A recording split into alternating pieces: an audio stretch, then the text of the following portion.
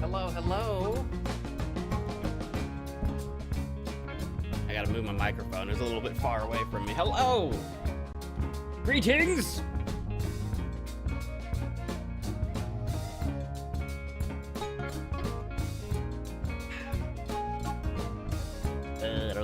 Let's see here. Greetings. Where's my music play? Hang on. There we go.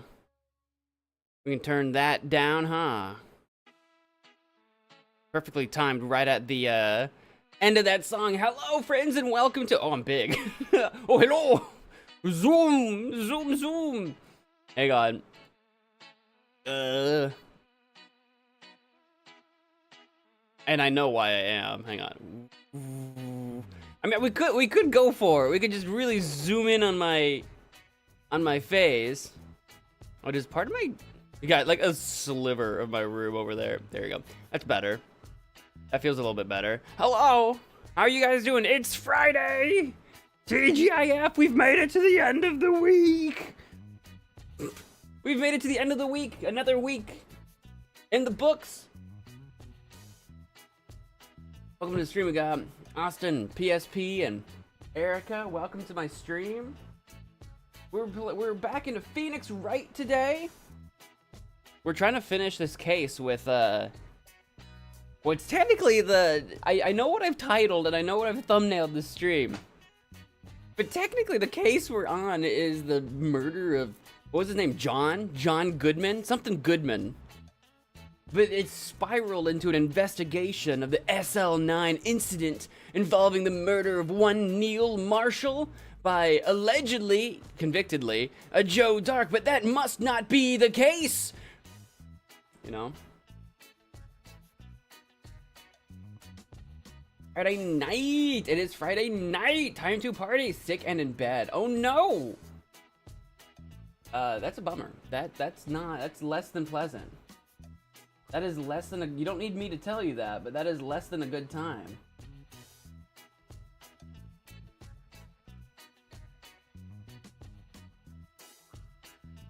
But at least, maybe, while you're in bed and recovering, I can be your entertainment for the evening. and you can just kind of lean back, lay back, try to close your eyes or get some rest as best as you can, and not think about things for a little bit while we utilize our brain power in this court battle like no one ever like we're in a weird spot right now where the defendant Lana is trying to confess to a crime she did not do, and we're like, we've got her involved, we've got Emma involved, who may actually be the actual murderer of Goodman.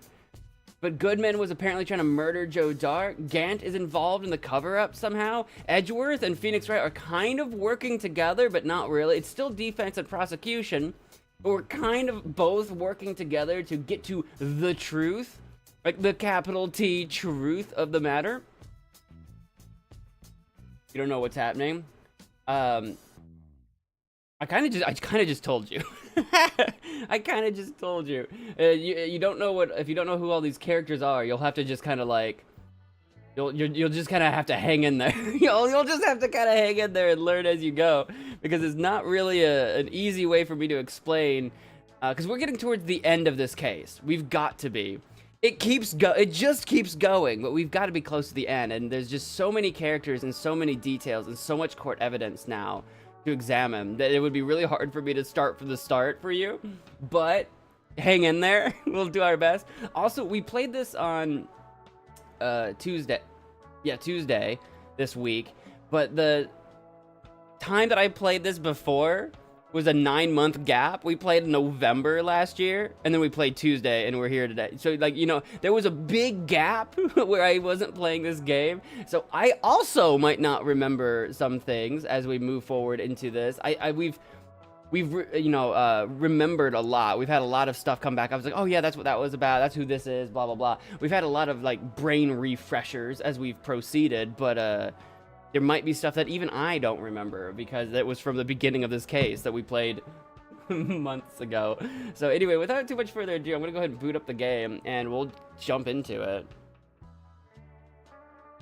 Without too much further ado, we'll swap on over to here. I hit the play button. Now we're just patiently waiting for it. See, I'm all zoomed in over here too. Hold on. Dramatic zoomage. This is probably fine. I forget how shrunk I need to be to like not. Oh, what the heck's going on here? Hello?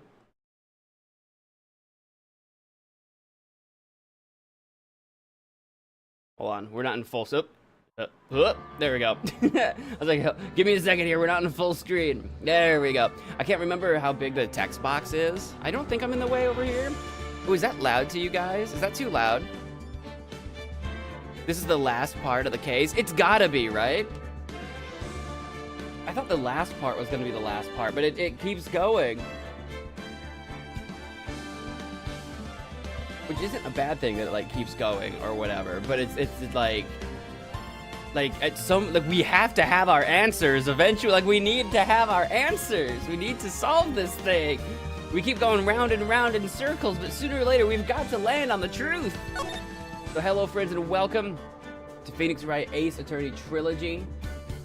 Episode 5, Rise from the Ashes. Final day, trial ladder. It never ends, right? It just never does. It just keeps going and going and going and go. This stream brought to you by the Energizer Bunny. That's not true. But if Big Battery wants to sponsor MagicManMo, hit me up. Hit me up, you know.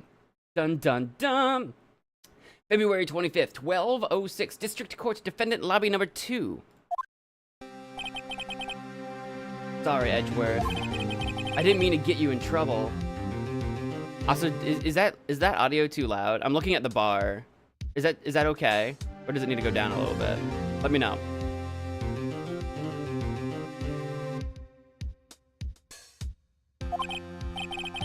Don't worry about it. This is my problem, not yours. Gumshoe! Hope I'm not interrupting anything, pals. ...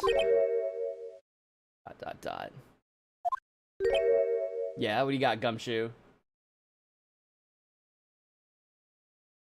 It's okay, even though I have a headache. What does that mean? Is it too loud? Guys, is the audio too loud? Oh, I guess I am. I'll come back later. Oh. It's good? Okay.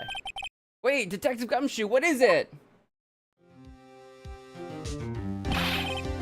You've got a lot of nerve, pal, making a detective run around all around while on duty. And to top it all off, you call me here. I've seen happier people at funerals. I take it Lana's having you run errands again. Let me tell you, this is the last time, pal. Here, she asked me to give you this, I can't read, wow, okay, start over. She asked me to give this to you if there was a break in today's trial. Evidence law, okay. The little chick, the little hat, is that a hat? The little hat on the little chicken? Oh, it's like Sherlock, it's like a little pipe and hat. Oh, I literally just didn't know what I was looking at here. Evidence law, Edgeworth was talking about this just the other day. You must know the 2 rules of evidence law. I didn't know that that was the name of a book, though. Rule 1, no evidence shall be shown without the approval of the police department. I don't remember this. This is part of what, this was part of the case from like when we were playing this 9 months ago. This was before Emma got put on the witness stand. Is that right, Mr. Wright? It seems so. You can at least study some evidence law, really.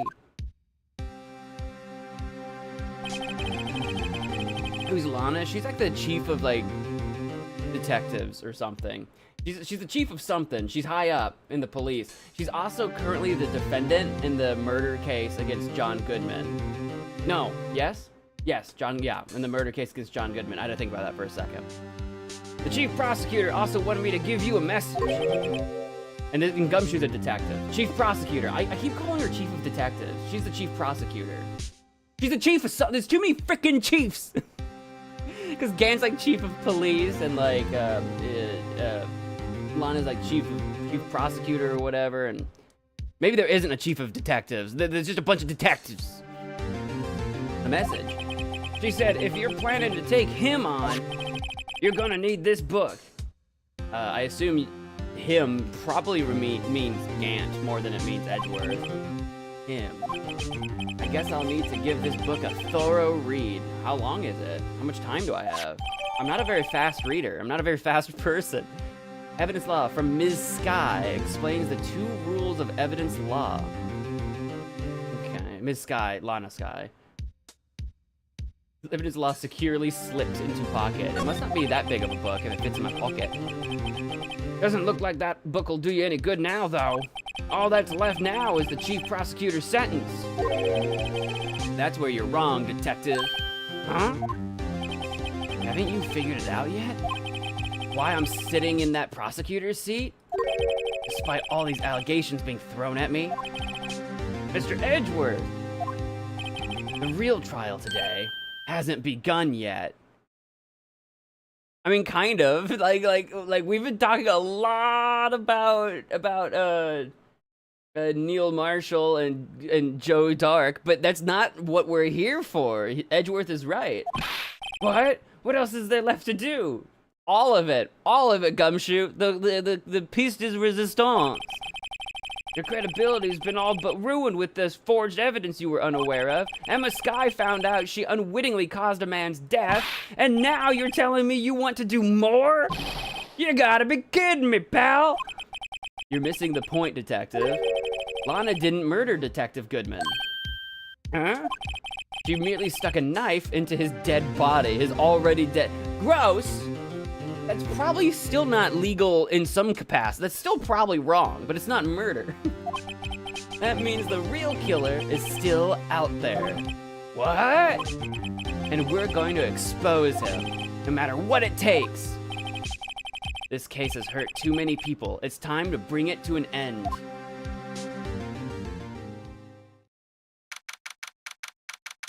Gumshoe, clearly best detective. February 25th, 12:52, District Court, courtroom number 9. 12:52 is a strange time to come back. Were we just on recess? I don't remember how it ended exactly on Tuesday.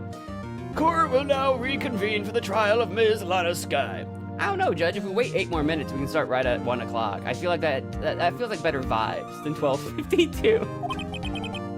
Mr. Edgeworth? Yes, Your Honor. The Inquiry Committee is planning to impose harsh penalties for your actions. Thank you for the news, Your Honor. Yes, well, normally this is where the prosecution calls for their witness, but,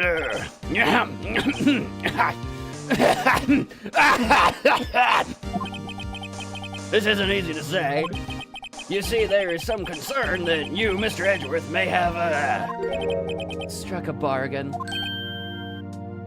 You think I may have manipulated the witnesses? I didn't say that. It's just, you see, everyone has been talking and, Very well, Your Honor. I have a solution.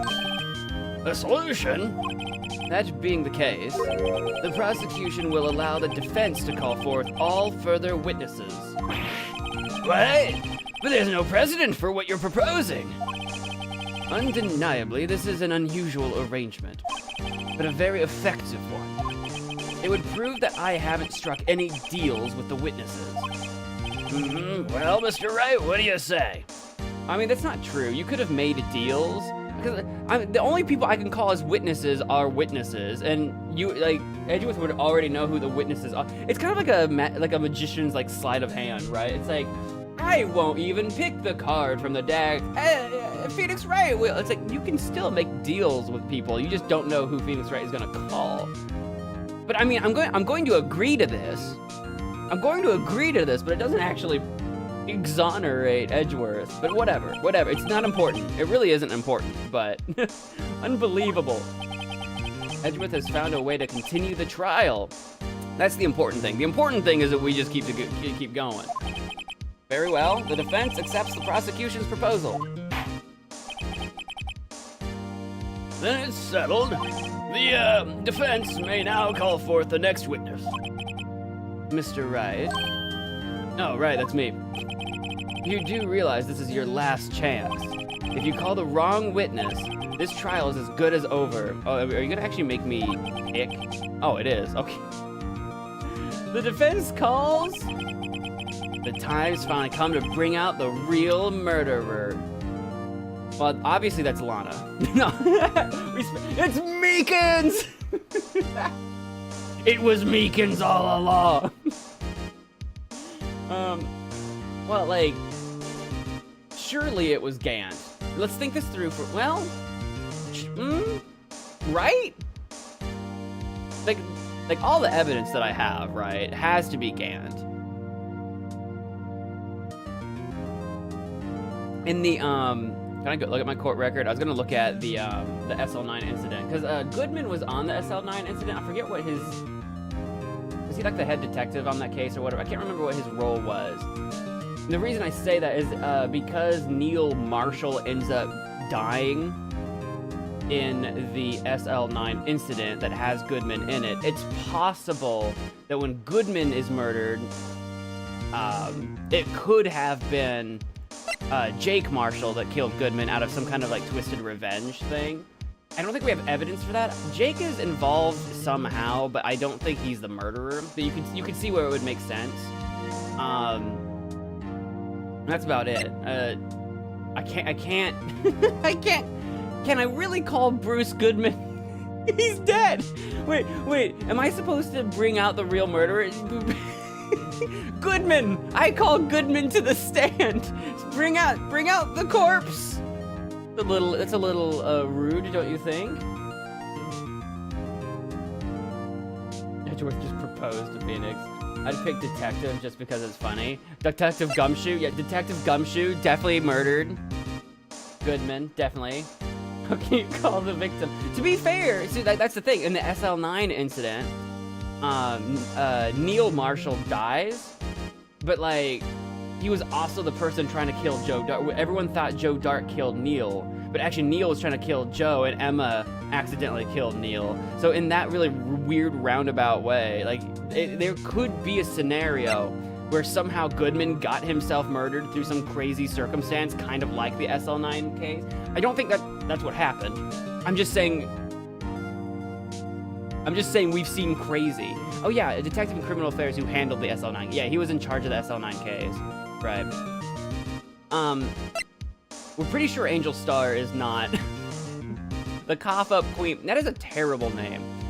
She's still not the murderer. She definitely didn't kill Goodman. Like, it just doesn't make any sense. Emma didn't kill Goodman. Crazy. Wait, are we trying to pick who killed Goodman? Right? Are we doing Goodman right now, or are we doing Neil? Because Emma killed Neil, but and then we got Lana. Lana's the one that we know didn't do it, and we are pretty sure she's trying to confess to doing it because she's trying to protect Emma from the Neil Marshall murder. We've got Dick Gumshoe. He's not capable. he's not capable of being a murderer. Goodman's dead. Jake Marshall is up to something, but that's also Neil Marshall's brother, so of course he's up to something.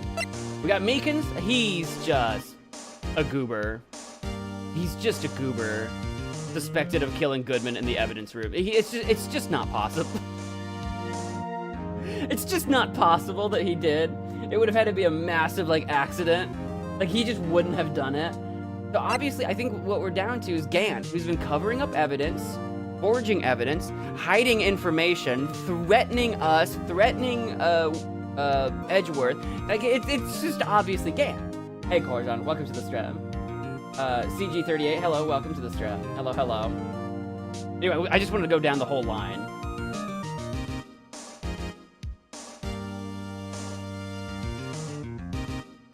To be fair, in the Ace Attorney universe, you can do that, but you need a spirit medium. Oh, is that how we get... Imagine we call Goodman to the stand, but we need to speak to his spirit, so we have to go get... Shoot, what was her name? Before episode 5. Maya? Mia? Is one of them. Maya, I want to say. We have to call her up and be like, hey, we need to talk to a ghost. Where are you at, girl? Yeah, Maya. Right?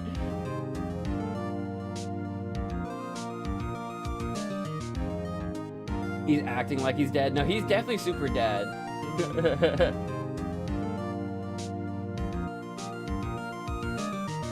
Been going to the pool? No. You see how white I am? No, why, do I look tan or something? Do I look like I've gotten sun? I'm a caveman, dude. Yeah, I'm gonna call Gant, 100%. Sorry, I was just looking at what you guys were saying. Take that! It would be funny to call Meekins up here, though. It would just be it would just be funny. Or Gumshoe. Gumshoe, take the stand. What? It would just be so like, huh? Yeah, the music stopped. Damon Gant. The defense calls Damon Gant to the stand. Damon Gant? What does he have to do with anything? Oh, my dear judge. He has everything to do with everything. As the defendant's partner 2 years ago, Mr. Gant has first-hand knowledge of the crime. I feel we should hear what he has to say about it. As luck would have it, he should still be in the courthouse. He would also be the least likely to have been manipulated by me in any way. That's true. That's very true. Wouldn't you agree, Your Honor? True, true. All right, bailiff, please escort Mr. Gant to the stand. There, welcome, welcome. Hello. Of course I remember you.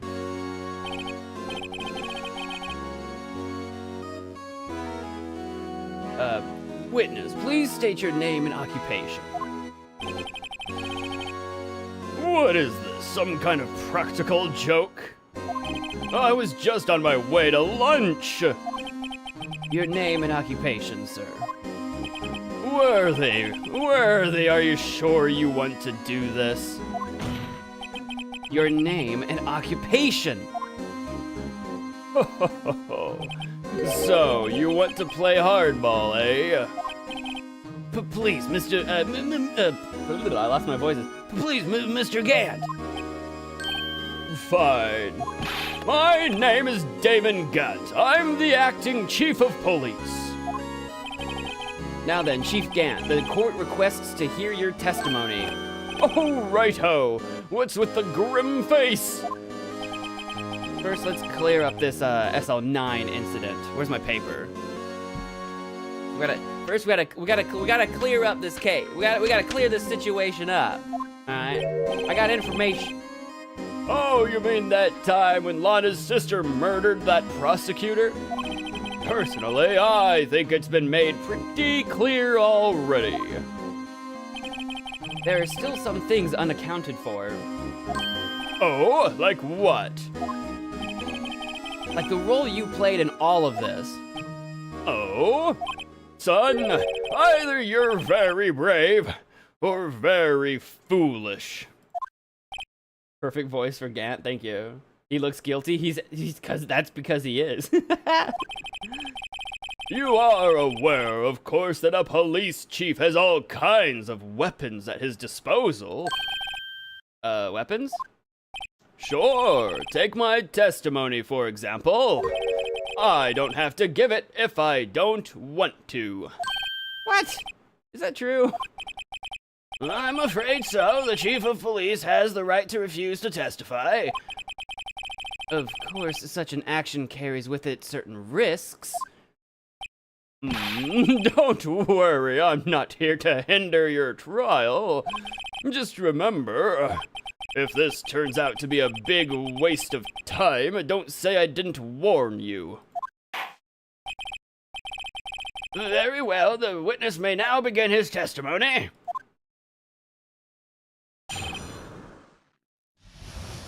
The SL9 incident. Witness testimony. As I recall, Neil and I were questioning him that day. To make a long story short, we slipped up. That power outage didn't help either. When I went to my office, I found Lana there. Apparently, she had already arranged the crime scene. As you can see, I had nothing to do with the forgery. A pretty straightforward testimony, very short. Is that when Dark was arrested? Him? He was lying on the floor unconscious.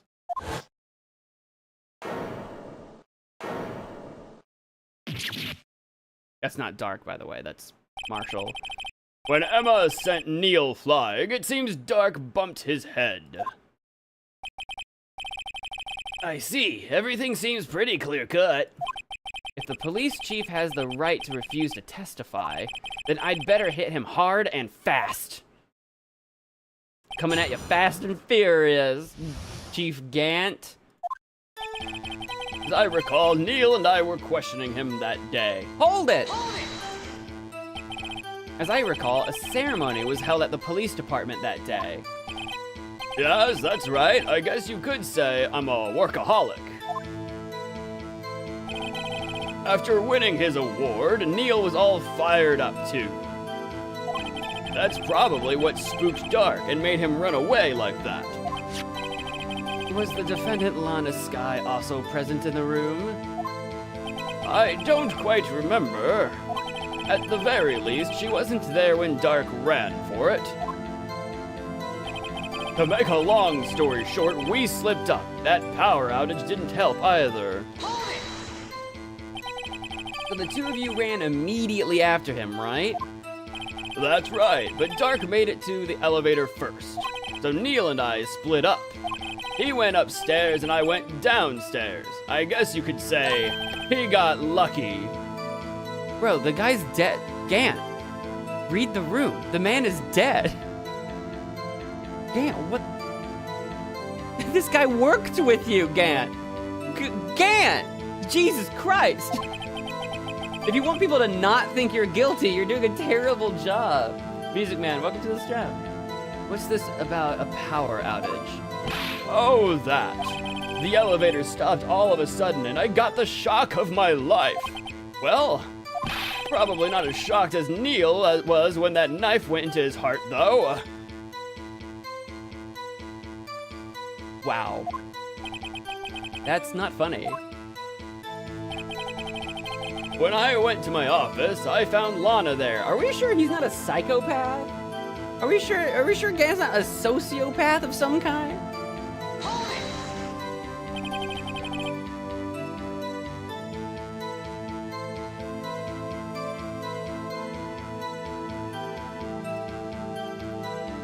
Yeah, wow, right? Could you tell us what you saw? It was a shocking sight.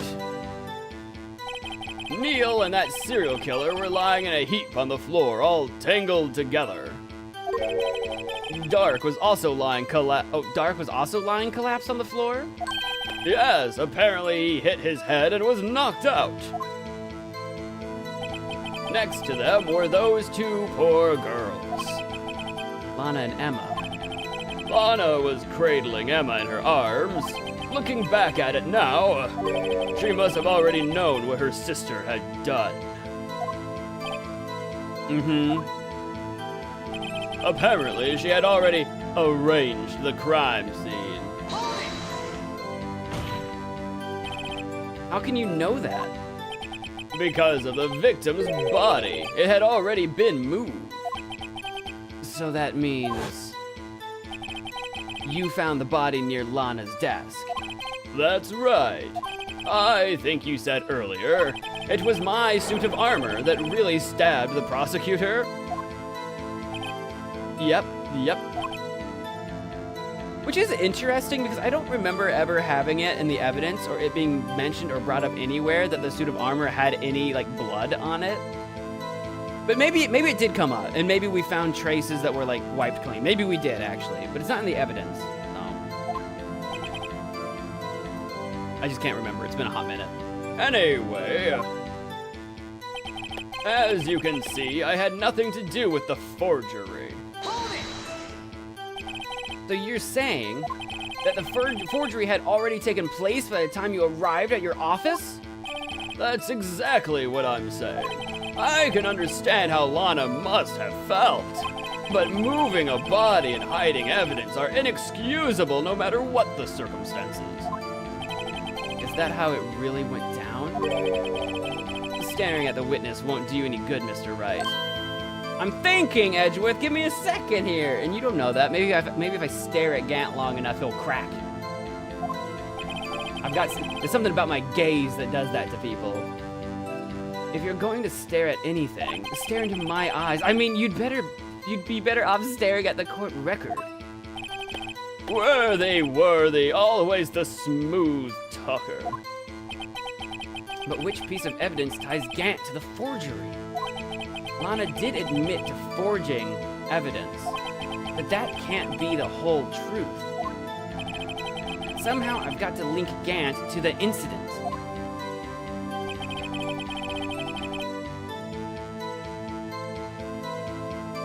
Let's take a look at our record. Let's see what we got. Hey, Derek, welcome to the stream.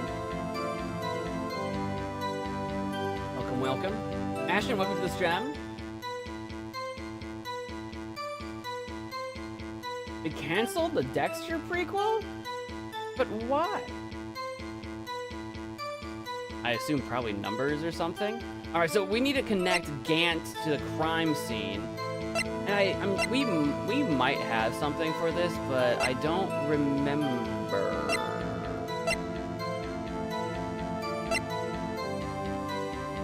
Unless I just show the vase again. That had the shard in his safe. So we might be able to do the vase, the jar, again. That was good. That was good, Ms. Note. I'm just refreshing my memory on what we have. I'm looking at everything right now. Alright.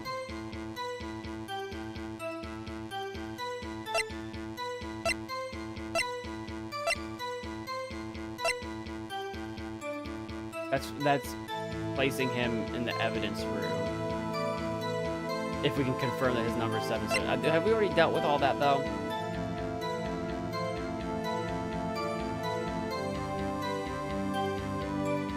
Goodwin's lost item report.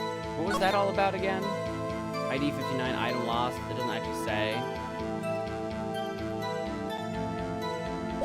That would have been sent to the chief of police. I don't know if that was for 221. That was for Goodman though. That's still not. That has nothing to do with Marshall. Just,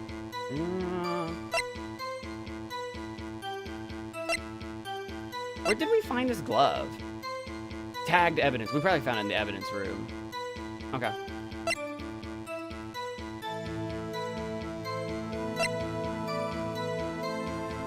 I'm kind of thinking it might be the unstable jar. maybe. Just because we found the fragment in Chief Gant's safe, and that just seems like that's kind of big, right?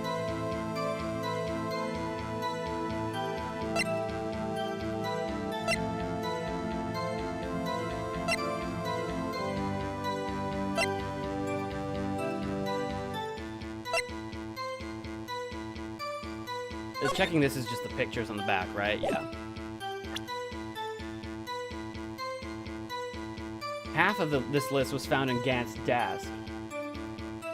True. That might be important as well. Piece of cloth. That was also found in Chief Gant's safe. Oh, that might be big. Because it's got Emma Sky's prints. Right, so if he wanted to leave her prints in places, maybe he either wiped those prints or he's copying those prints in some way. That could have something to do with that. It might be time to pull this one. Here's the evidence law we haven't looked at from Ms. Scott. Explains the 2 rules of evidence law.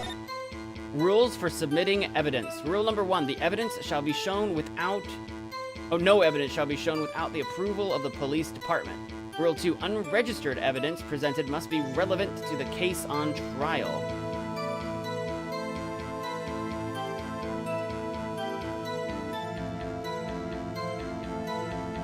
So, like, just to be clear, I'm not sure what I'm supposed to do with this information, but to be clear, the piece of cloth, we pocketed and, like, we kept that. That has not been registered with the police department. The good news is that means that Gant doesn't know we have this. The bad news is I'd have to prove that it's relevant to this trial in order to use it at all. But then how do I even prove that I got it from his desk, other than I just say so, I guess. Maybe that's enough. Isn't the cloth on the last statement, no penalty, no worries, for an Easter egg? But is this not what we're supposed to do, though? It's not the piece of cloth?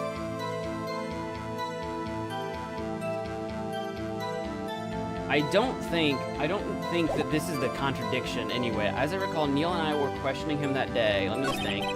To make a long story short, we slipped up. That power outage didn't help either. When I went to my office, I found Lana there.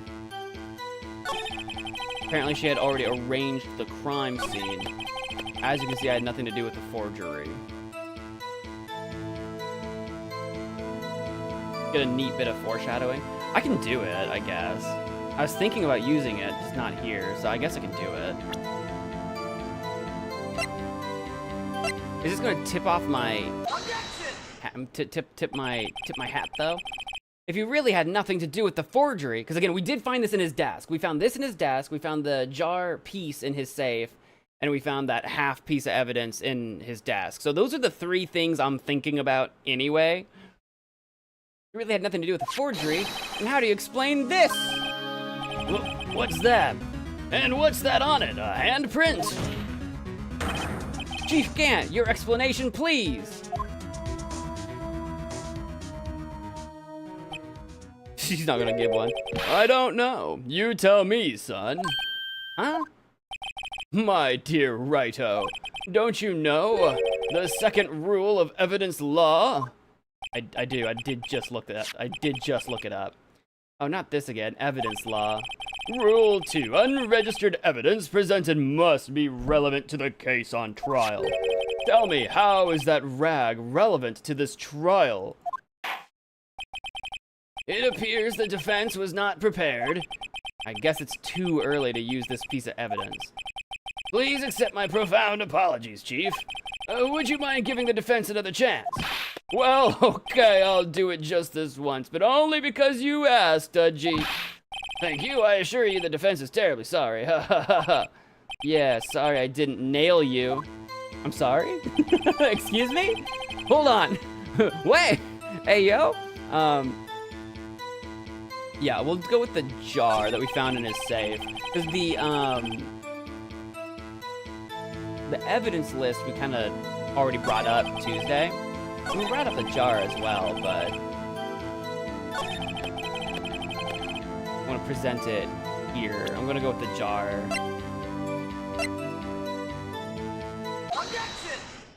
Those are the only things that we found.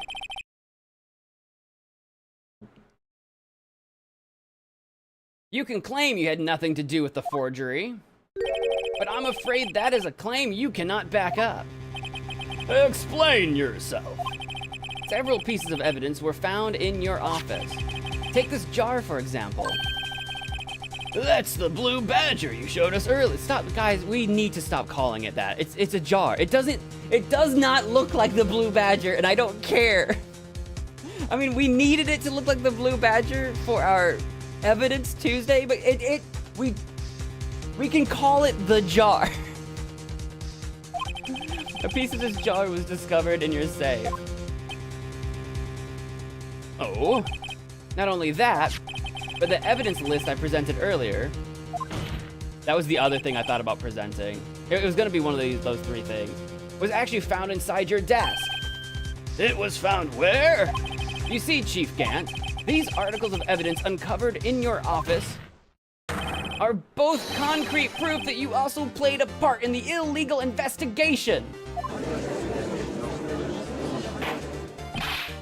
Chief Gant, what's the meaning of this?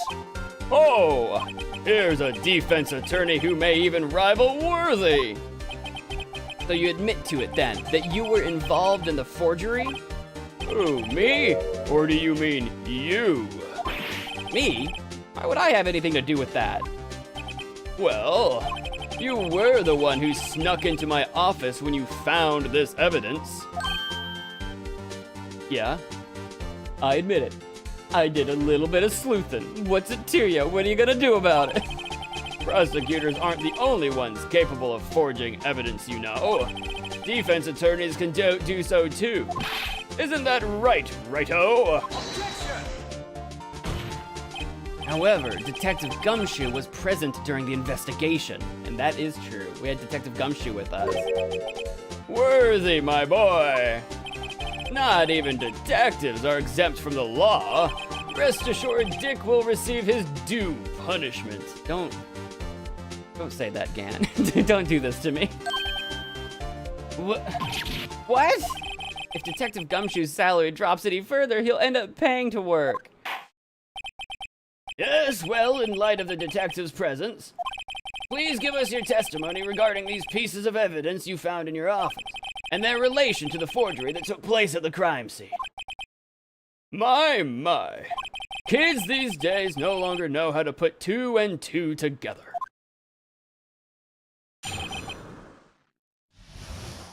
Evidence and forgery. Let's see, what was it now? A jar fragment and a list? For all I know, you could have planted them in my office. Anyway, you can't prove when these pieces of evidence were discovered. If they were found after Dark was convicted, then they're worthless. There's no reason I'd participate in a forgery. Rearranging the crime scene wouldn't help me out in any way. Mr. Wright. Yes, Your Honor? When investigating the crime scene, you should have been more careful to observe protocol. You do understand that I am the chief of police, right? There will be consequences. Oh. Indeed, I believe I will press charges, so you won't make the same mistake again. My apologies, Chief, but would you mind waiting until tomorrow for that? Today is, well, you know. All right, Ajay. In return, though, I know. That place, right?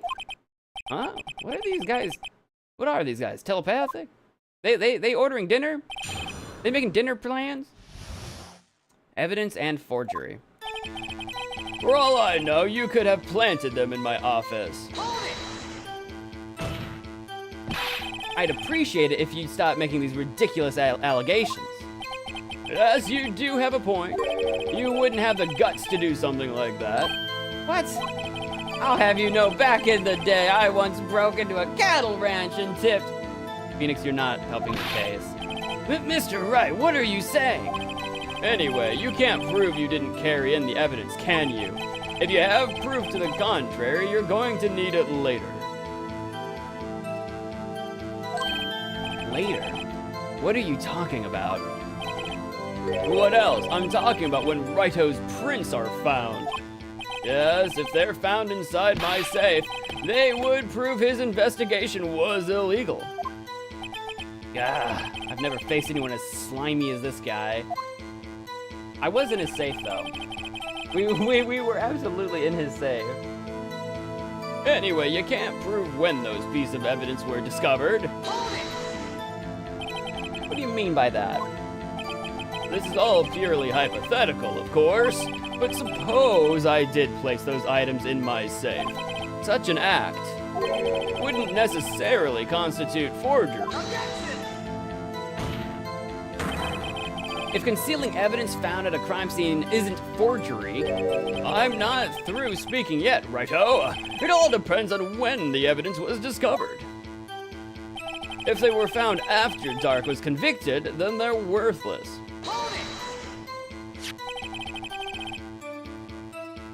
Are you saying this jar fragment wasn't discovered in the initial investigation?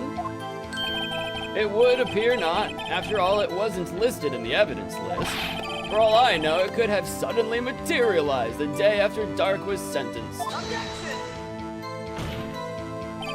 Oh, and wouldn't that just be convenient? Right. Let me scratch my eyeball. The chief is talking about a possibility. So long as you can't rule that out, your remarks, however clever they may be, will only succeed in wasting time. Am I on a time limit? Tell me something I don't know. Come now, Righto. Think about it. There's no reason I'd participate in a forgery.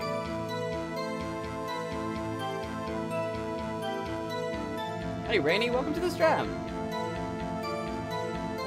Christmas Tycoon, that would have been back in December. That would have been a while ago, yeah.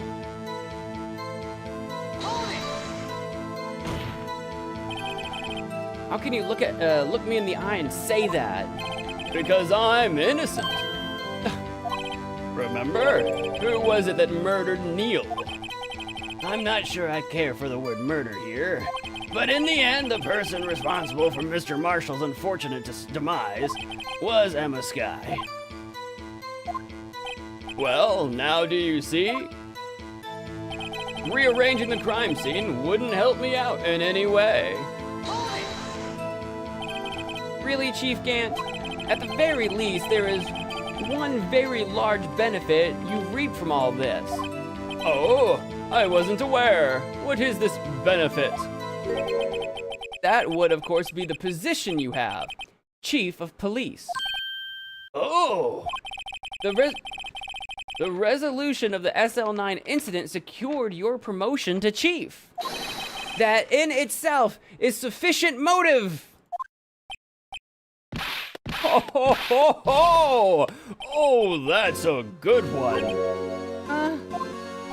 You really think I'm that incompetent? What do you mean? Even without that case, I was already in line to become the next chief. The resolution of SL9 merely sped up the inevitable a little. Is that true, Edgeworth? Yes, he was going to be made chief anyway. Gah! Be careful when pointing that finger, or you might wind up being the one pointed at. So that means there's only one possible motivation for you to commit forgery. If you didn't do it for yourself, then you did it for someone else. Oh, interesting. Don't be silly, Worthy. You know me better than that. There are only 3 people I look out for. Me, myself, and I. There. It's out in the open now. Gee, would you mind if I changed my testimony a little? By all means, please do. I wouldn't be anyone's accomplice if there was nothing in it for me. Ooh, we got a new piece of info. Those Gant the baddie? Absolutely, he's absolutely the baddie. Of course he's the baddie. We gotta figure out how to pin him down. nothing in it for you? Sorry, but the only person I care about is yours truly. That girl, Lana's little sister, was it? If you think I felt sorry for her, you'd better think again. You're right, you don't feel sorry for anyone. Be tough on crime and tough on people. That's how I was raised. You seem to be lax enough on yourself, though. Ho ho ho! Oh, that's a good one, Worthy. There have been something in it for him. Given his selfishness, would he have helped someone out?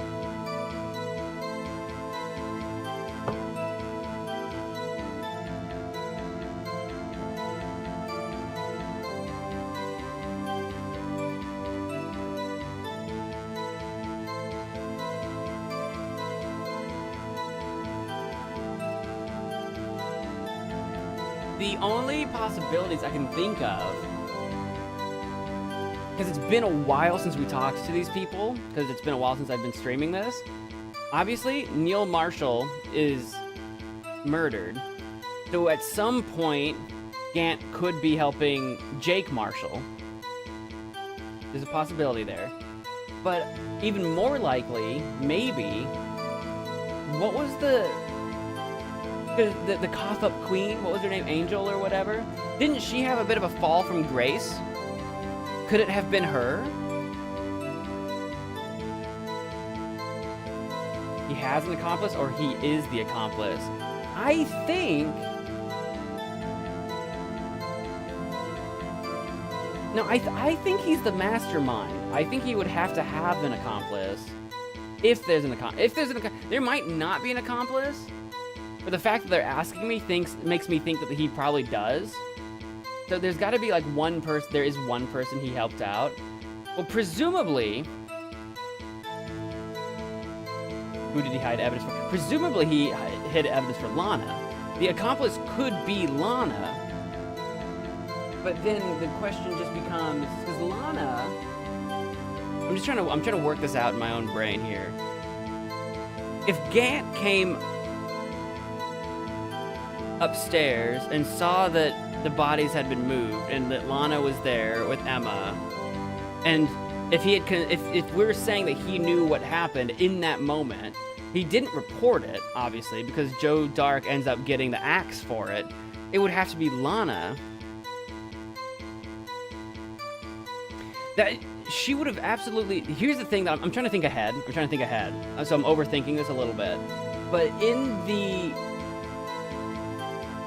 Marshall and Dark case, Lana would have probably been Gant's accomplice. In the Goodman case, that could still be true, but now I'm trying to figure out why Lana would agree to all of it unless it was for blackmail. So is it a matter of Lana being his accomplice or a matter of Lana being blackmailed by Gant? I think that's important.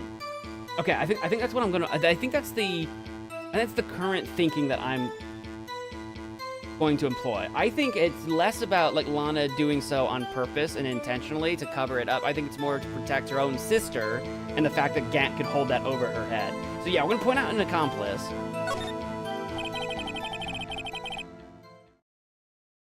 Hey Turbo, welcome to the stream.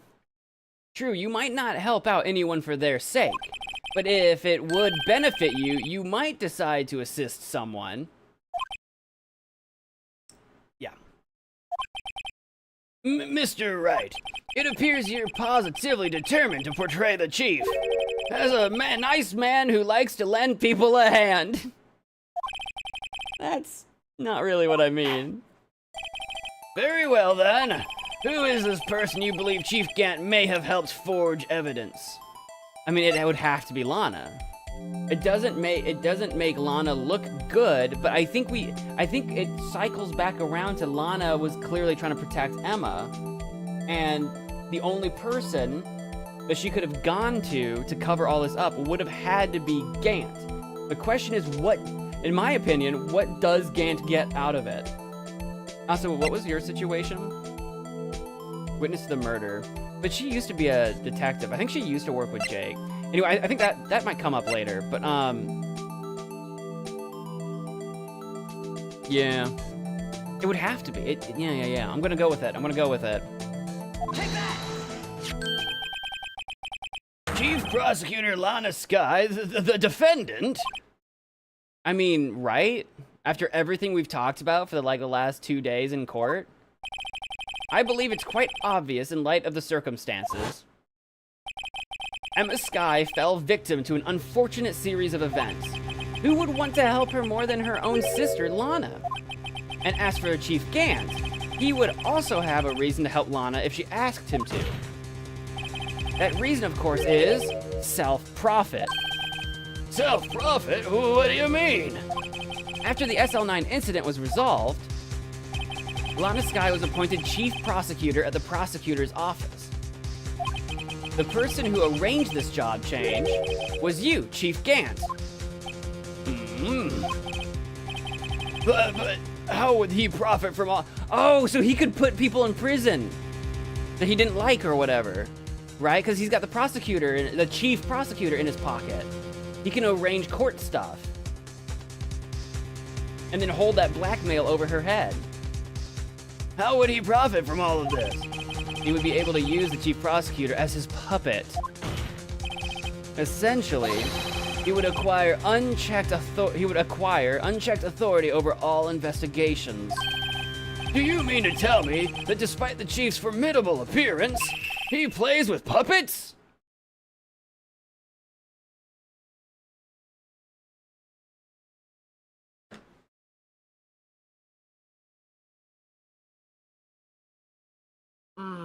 How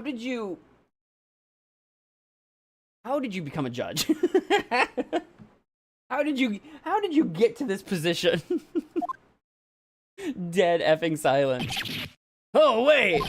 You must mean puppet as in someone forced to do his bidding. Never mind. Admit it, Chief. You assisted Lana Skye in forging evidence. Your motive to appoint her as chief prosecutor so you could control her. Righto, my boy, you have quite an imagination. Let me ask you something. What? Do you have any proof of this? That I control Lana? For example, is Lana testifying that I've done such a thing? Lana... No, she's trying to take the axe. She's keeping quiet to protect Emma. There's no way she'd testify against Gant. Well, now we can bring up the cloth of Emma's fingerprints that Gant has been holding on to, because that's his blackmail piece. That's what he's been keeping. I'm afraid without any proof, this all amounts to nothing more than mere conjecture. Unless that is also what happened in this incident. This incident? Which one would that be? Of course I'm talking about the murder of Detective Bruce Goodman.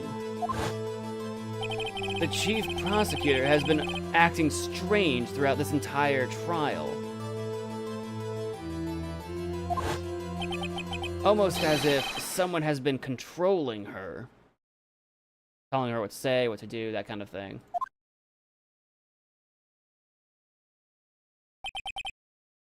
Worthy, you'd better watch your tongue.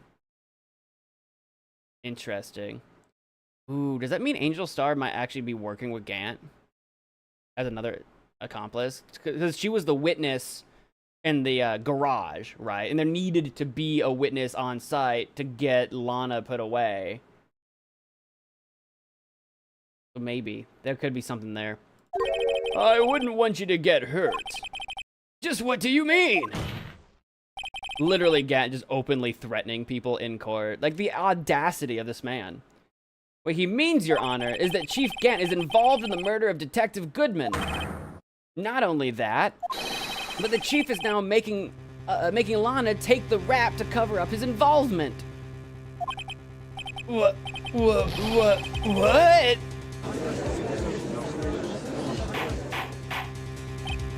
Order, I said order! Mr. Wright, you can't be serious. Huh?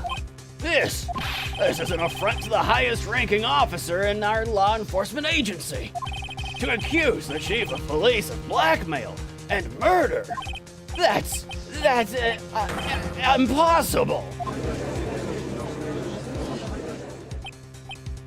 I mean, Your Honor, I was merely reiterating what Mr. Edgeworth said in easier to understand language. But that is what we're saying. It's too late, Mr. Wright. There's no turning back for us now. We're kind of on the same team. It looks like he's the one who's decided to go through with this. Can you prove this, Mr. Wright? That the chief, a high-ranking officer of the law, is involved in this murder? Good question. Regardless of his rank or title, Chief Gant is just a man. The question is he a criminal? I believe the evidence will tell. I see. All right, then. Let's see what Mr. Wright's got, and it better be good. Show us this evidence that ties Chief Gant to the murder of Detective Goodman. Oh, that ties him to Goodman?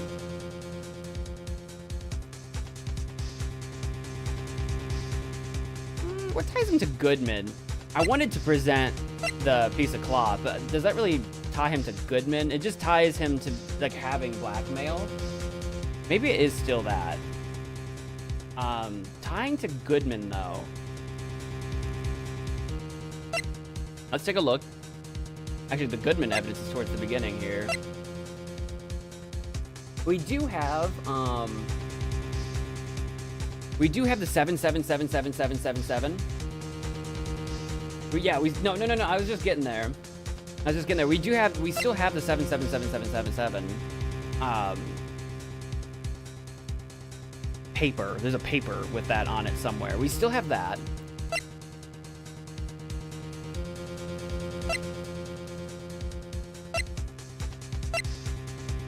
That's the autopsy.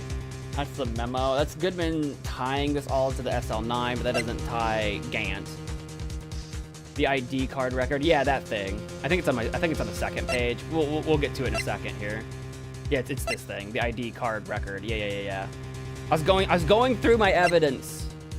And then we also have the Goodman's lost item report that does tie to, like, it can only be submitted to the chief. Like there was an intention there, but the record. Yeah, the record. Yeah. It'd be this, because it's not written here that 7777777 belongs to Gant, but like we can just he's on the stand. We would just be like, Gant, is your ID 7777777? And he'd be like, yeah. And it's like, okay, well, you were here. You know, then you're on record. So it would have to be this. Take that! This is the ID card list. Yes, the one that shows who entered the evidence room on the day of the crime. There was one ID on the list we couldn't determine the owner of yesterday. 7777777. Sorry, but there's no way you can prove that's my card number. Well, yes, we can't. Gant, would you mind showing the court your ID? A court can mandate that. It's your number. What? How do you know that? The safe in Chief Gant's office requires a code to open. A 7-digit code. 7 digits? You don't mean... I'm afraid so, Your Honor. The code was 7777777. The same as the remaining ID card number on that list. Chief Gant, look at his face. You knew I'd been in your office. Gant, you know that I know. Pretending we weren't gonna figure this out is just dumb. Chief Gant, you entered the evidence room on the day of the crime. Order, order! Chief Gant, what do you have to say? Nothing. The defense's search of my office was in violation of regulations. And I will demand Mr. Wright be punished to the maximum extent of the law. But right now, this court demands an explanation from you about the use of this ID card. Yeah, Phoenix Wright getting in trouble for breaking and entering an office. not quite as serious as what Gant is currently being accused of here. So let's get back to business here.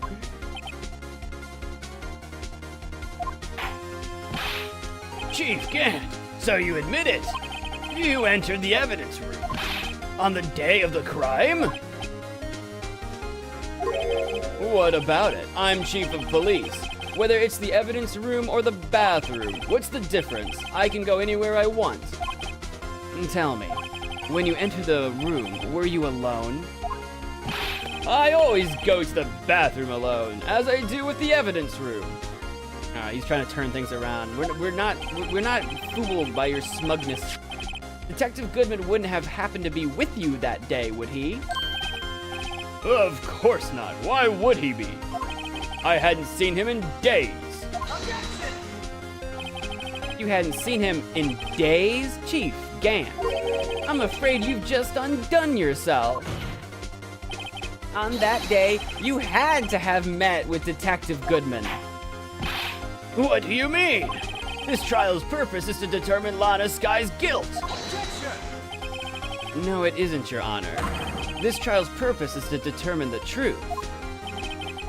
If Chief Gant met the victim on the day of the crime, then we need to determine one thing. What transpired during that meeting? Objection!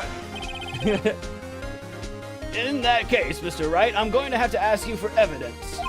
Show us proof that the victim went to meet Chief Gant on the day of the crime. That might be the item request. The lost item report for the 21st. I feel fairly confident about that. It's only half written. It's only half written though. Is there anything better? I think it is that though. Is there anything better? I don't think so. No, I'm gonna go with it. What was this? Oh yeah, that was the ID card. Yeah, yeah, it's gotta be this. It has to be the report. Yeah. I'm always second guessing myself because I've definitely screwed this up before. But it's gotta be. Detective Goodman lost his ID card on the day of the crime. Or to be more accurate, Jake Marshall stole it. Oh, right. That was forever ago. So Detective Goodman filled out a lost item report. He would have had to give that report to the chief of police. Yeah, you are in possession of the report, which means you can't be sure if he filed it. He filed it. How do I know, you ask? Because he needed to enter the evidence room that day. He needed to? Yes, to transfer the evidence out. Oh! Detective Goodman took the form to you, Chief Gant. Then, you accompanied the detective to the evidence room. I accompanied him? There's no other way the murderer and Detective Goodman could have entered the room.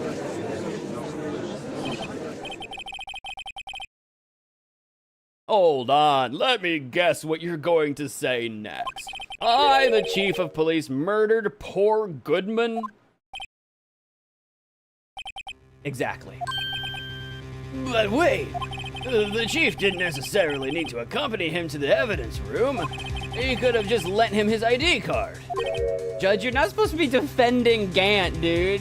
You're not the defense or prosecution or whatever, Judge. Yes. Now that you mention it, I believe I might have done something of the sort. Wow. Really? For real? Sorry, but that's not possible. According to the record, your card was only used once. Yet you showed us your ID card earlier. If you had really lent it to Detective Goodman, it would have been found on his body. There we go. Oh, okay. Ah! Chief Gant, you didn't. What a shot. What an anime shot that was. The murder was most likely a spur-of-the-moment crime, for no one in their right mind would choose the police department as a place to commit murder. After the murder, you contacted Lana at the prosecutor's office. Why? To dispose of Detective Goodman's body, of course. Objection! You're forgetting, Mr. Wright, that the victim's body was discovered in the prosecutor's office's parking lot.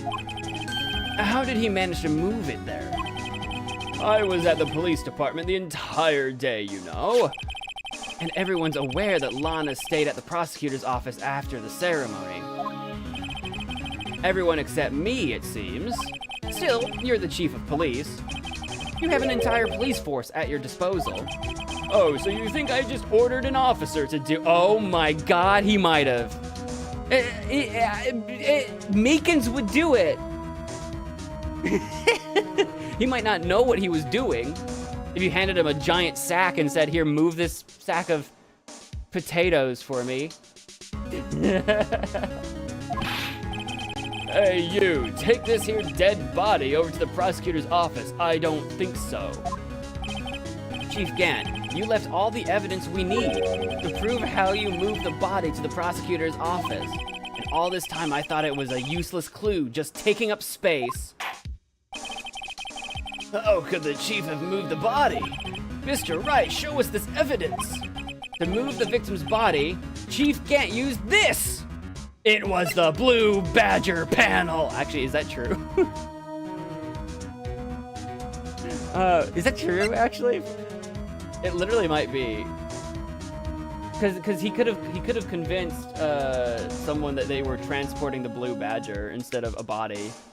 Because the reason I said the Blue Badger panel was in the evidence room.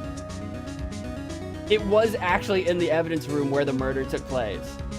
So, actually.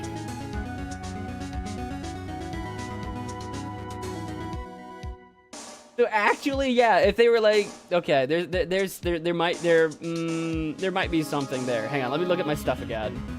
Whose car was the body in again? It was either like Lana's body or Edgeworth's body. A car. Lana's car. I don't remember. It was a long time ago. It was in someone's car. Crime taken by Angel Star if the crime was committed. Was it Edgeworth's car? I can't remember it. I think it was Edgeworth's car. And I think it was, oh yeah, because it was Edgeworth's knife they found, right? He used a screwdriver! Evidence from a past case of Edgeworth's brought back to his office by Gant's request. Was it the screwdriver?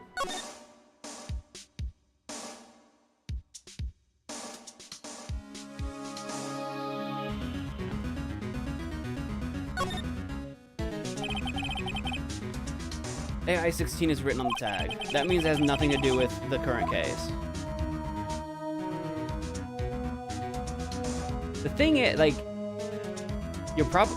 How do I leave? Backspace. I clicked tab, I clicked escape. I'm like, what would I click? Who brought evidence from a past case? So it would have been in the evidence room, brought back to his office. So yeah. If that was brought from the evidence room to Edgeworth's office, which is like, you know, to get to his office, you had to go to the parking lot. So did Edgeworth come by to pick up the screwdriver? And then while Edgeworth was at the police department, that's when they squirreled Goodman's body. Yeah, no, actually, I think it was the screwdriver. It was just way too good. I think it is the screwdriver though, right? Yeah, I thought you were joking, but then when I clicked on it, I'm like, well, actually. This is why I normally go like, when I go through my evidence, because this was the first page. That's why I go through every single item and inspect it and think about it. But I thought you were joking, but I think it actually is. You would have had to somehow convince Edgeworth to go there, yeah. I was thinking that someone would have had to, like...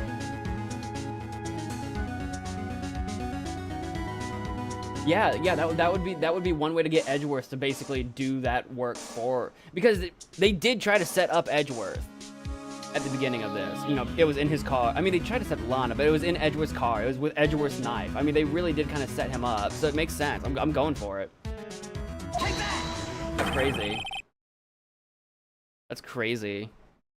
This is how he moved Detective Goodman's body. It's a screwdriver.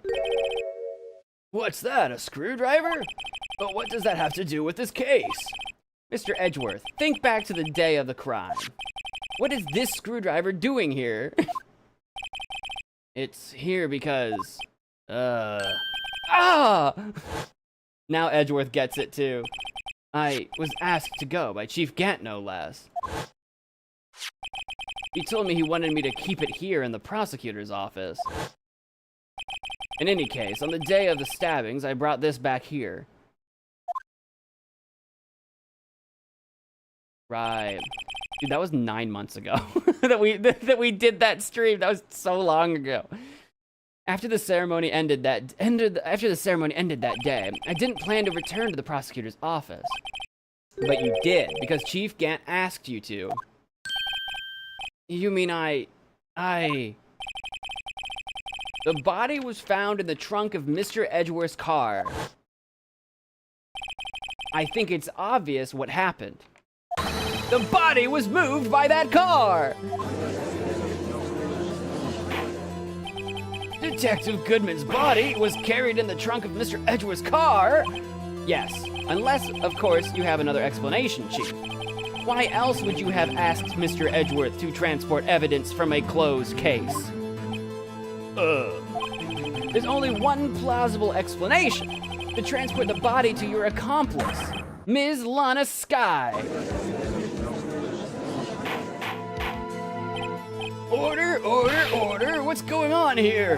Is there no room for rebuttal to the defense's outrageous accusations? I think the judge and Gant go like way back. The judge is just floored right now. His brain is melting. He can't conceive that his buddy Gant has done these things. Think back to the photograph that always makes me laugh. Ms. Starr took at the prosecutor's office. This was not a photo of the body being stuffed in the trunk to be taken away. It was exactly the opposite. It's a photo of the body being taken from the trunk. Chief Gant, please say something. I believe, your time's up. My time's up? Sorry, Righto, but I'm having lunch with the District Attorney General after this. We have to get going if we're to make it in time for the early bird special. Objection! Yeah, no, you're in court right now. You don't get to just leave. But the cross-examination isn't finished yet. Remember what I told you earlier? A police chief has all kinds of weapons at his disposal. Weapons? Like the right to refuse to testify. I'm invoking that right now. What? That is not a right to be casually invoked. There are certain risks to be considered. Objection! So you're going to just run away after all this? Run away? Don't make me laugh, Worthy. I stabbed old Goodman, that's what you're saying, right? But if you had any conclusive evidence, you would have presented it by now. Well, You think I had Lana dispose of the body? If so, then show your proof and get it over with. I'll say it again, Mr. Wright. Damon Gant is the current chief of police. This court will not tolerate any accusations against him without concrete proof. Well, Mr. Wright? Your Honor? Do you have any concrete proof? Proof that Chief Gant murdered Detective Goodman and made Ms. Skye dispose of his body. Do I have any concrete proof? I have no proof yet? Proof that he did it and had Lana do. Obviously, we still have the cloth.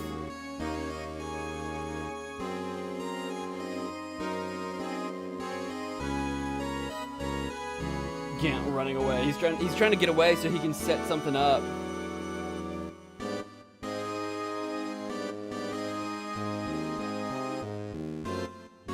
Let him walk, or he walks over you.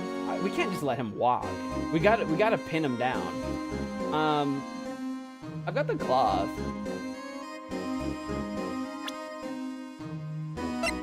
Again, I think that makes it. If that's not proof that Damon killed anyone, That's only proof that he could use that over Lana.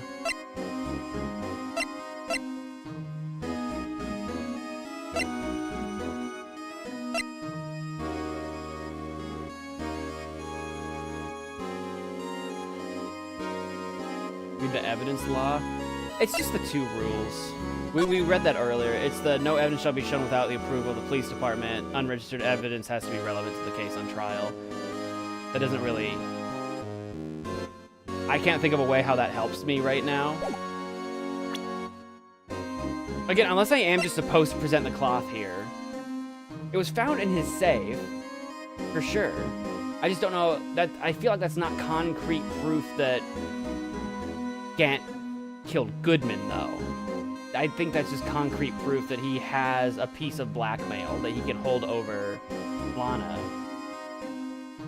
Nothing proves it. I say I can't think of anything. But like, we don't want to say, but I mean, it does say I have nothing yet. So like, that could be very well true.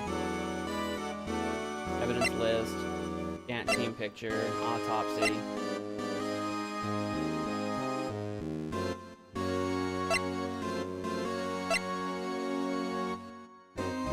That's all for the Marshall stuff. That really has nothing to do with the Goodman stuff.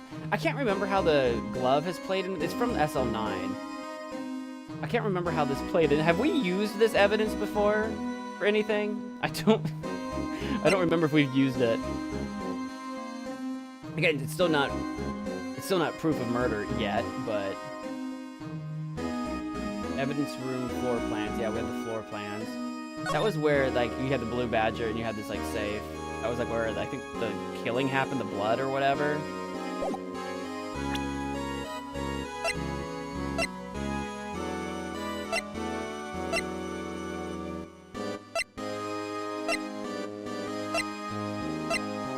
Yeah.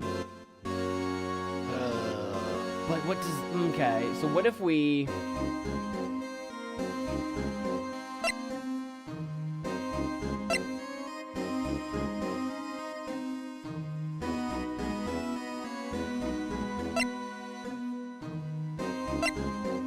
Okay.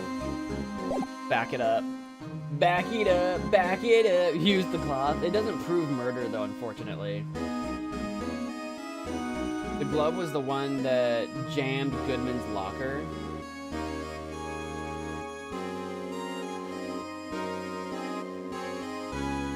His locker was jammed? I can't remember. It was a long time ago. I can't remember. Have we used it for anything yet? Or did we use that to get in or something? Okay, I don't think I have anything I can present that actually proves a murder. No use showing evidence I'm not even sure of myself. No, Your Honor, at present, I have no conclusive evidence. See, Udgy? In that case, this court is forced to penalize you for your allegations against the chief. What? Here's a tip. Never gamble what you can't afford to lose, righto? It seems that Lady Luck was on my side again today. Okay, Udgy, I'll leave the rest to you. It's fine. I don't know where he's gonna flee to. I know he doesn't have a lunch with the Attorney General or whatever. I don't know where he's going right now. We might have a hard time finding him again, but in the meantime, I warned you earlier, Mr. Wright. This is an affront to a senior officer in our nation's law enforcement agency. what? Lady Luck, maybe we should have a word with her. Mr. Edgeworth, what do you mean? There's one lady who knows the real truth behind this trial. We haven't yet had the honor of hearing her testimony. A lady who knows the truth, another witness. In the absence of conclusive evidence, the only other method of proof is testimony. But Chief Gant has invoked his right to refuse to testify. There's still someone else. One more witness who can answer all the questions raised in this trial. Someone right in this very room. Mr. Edgeworth, who is this person? Why are you asking me, Your Honor? Have you forgotten? The defense is the one calling the witnesses today. Is it Angel Star? Mr. Wright, does such a witness exist? He may not be willing to tell the truth, but we can't just stop now. It's gotta be Lana. I mean, Lana's the only one that makes sense. I'm trying to just think outside the box a little bit. Yes, Your Honor. Summon Wendy Old Bag. I summon Old Bag to the stand. Oh, that'd be funny.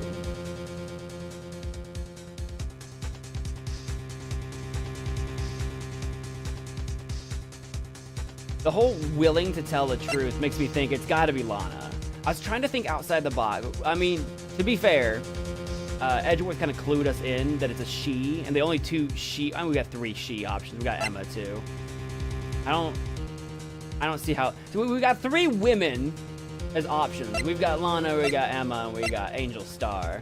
It's gotta be Lana though, right? And once Lana knows we have the fingerprint cloth, then like, Gant really doesn't have any blackmail over her anymore, right? So maybe we can convince her to tell the truth. It's gotta be Lana. Take that! I just wanted to think about it. I wanted to think about it. Like, is there any other angle on the others? I'm like, no, not really. The defendant, Ms. Lana Sky. She was in the underground parking lot at 5:15 p.m. on February 21st. Her task, to dispose of the victim's body. In accordance with a certain someone's orders, Mr. Edgeworth? The prosecution has no objections, Your Honor. Very well, the court will now take its final recess for the day. In 15 minutes, we will reconvene to hear the defendant's testimony. This court is now in Hold it! Wait, who's hold on! Huh? Oh, it's Chief Gant? Chief Gant, I thought you were going to eat. Listen good, Lana. He's talking to Lana. I don't think you need me to tell you this, but if you accept Mr. Wright's claims, there will be terrible consequences. I mean, that's just an unveiled threat. Like, come on, guys. That's right. Your sister will be found guilty for Neil Marshall's murder. God, this isn't good. Of course, you'd never support such outrageous claims anyway, right? Just something to think about. All right, then. Now I've got a lunch date to meet. Just a dumbfounded look on his face. Okay, if there aren't any further objections, this court is now in recess. We're gonna go play some kickball, maybe some hopscotch, some double dutch. I'm gonna hang from the monkey bars. And with that, I'm gonna go refill my drink so that I've kind of wet my throat, and I'll be right back. I need some more water. I did a lot of talking in yesterday's stream. My voice is very sore.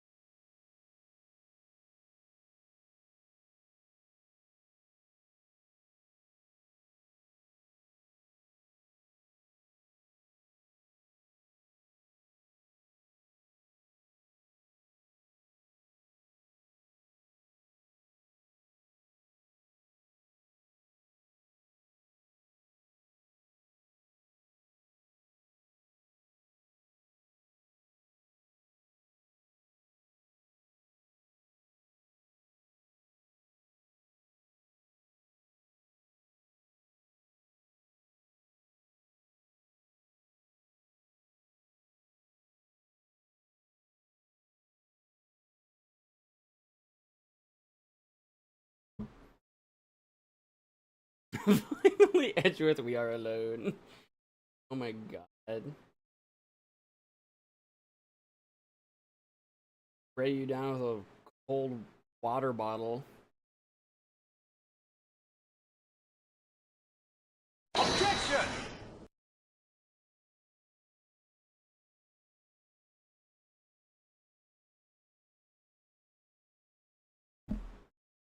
Have you guys remembered to smash that like button while I was away?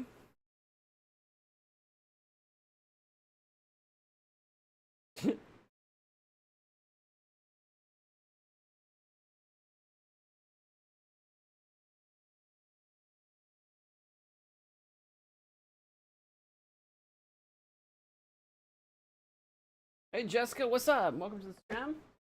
I just got back from getting more water. Just getting settled back in.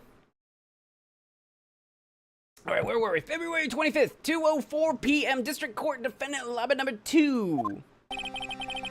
Looks like we managed to stay in the game. Yeah, thanks to your help, Edgeworth. Ah, Chief.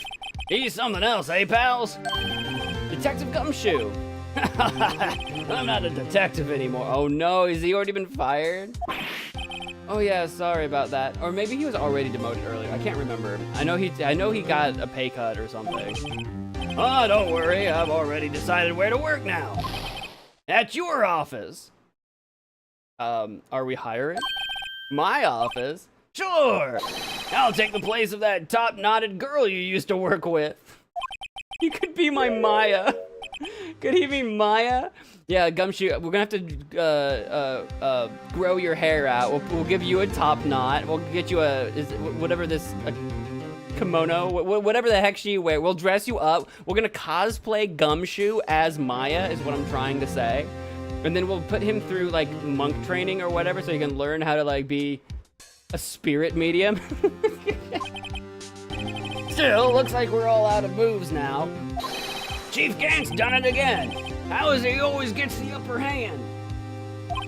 It's not fair. He has the right to refuse to testify. Oh, settle down, Wright.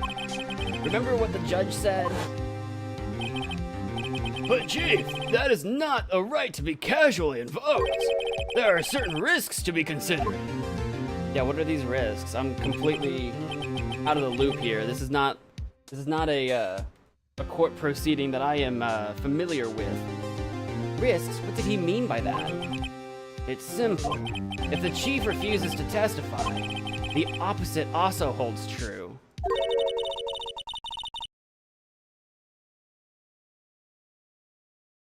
Why do I not know who's talking right now? You mean he forfeits his right to say anything too? Who's talking? There she is. There's Emma. Emma, are you okay? Yeah, when I came to, I was in the medical office. I've been listening to the trial from the gallery. So she heard everything that's been going on. Emma, I'm sorry for what I said before. No, don't be. It was the truth. You know, it's funny. I almost feel somehow relieved. Relieved? Yeah. Now I finally know what really happened. To think that all this time, my sister was being blackmailed by that terrible man. And she did it all just to protect me. To be fair, this was like 2 years ago. Like, you know, Emma would have been like 14. Yeah, that would have been a horrible situation to go through.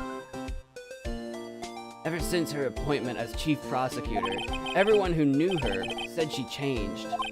Perhaps it was easier that way for her. What do you mean? What's going on? What do you think I mean? To follow Chief Gant's orders. She must have shut herself up deep inside. To force herself to do something, or do anything and everything the Chief had told her to do. That must be why she became so cold. It was all my fault. It's all because I murdered Mr. Marshall. Murder is a strong word. And that makes it sound like you came after the guy, but no, that's not. Doesn't really describe the situation accurately. Hey, don't go blaming yourself now. If you want to blame anyone, blame society, pal. It was not your fault. It was society's fault. We live in a society. Chief Gant may be able to fool everyone else with his forgery, but he can't fool my memory. I remember now. I knocked Mr. Marshall into that armor. I see. Well, we'd better get going, better get back. It's time for the final act. Emma, why don't you wait here? No, I'm going with you. Okay. I want to be there. I don't know if I should have the alleged murderer of the Neil Marshall case being like my backup on the stand. I'm just saying the judge is already kind of like doesn't really like me right now is what I'm saying. I want to be there when Lana tells the truth. Okay, you know what? That's fair. Come along. Let's go, Wright. It's time to end this. Let's do it. To be continued. Well, guys, don't leave. It's going to be continued right now. Once I'll save my game, but we're going to keep going. Yes. And continue. February 25th, 2:21 p.m. District Court, courtroom number 9. Now then, will the defendant, Ms. Lana Skye, please take the stand?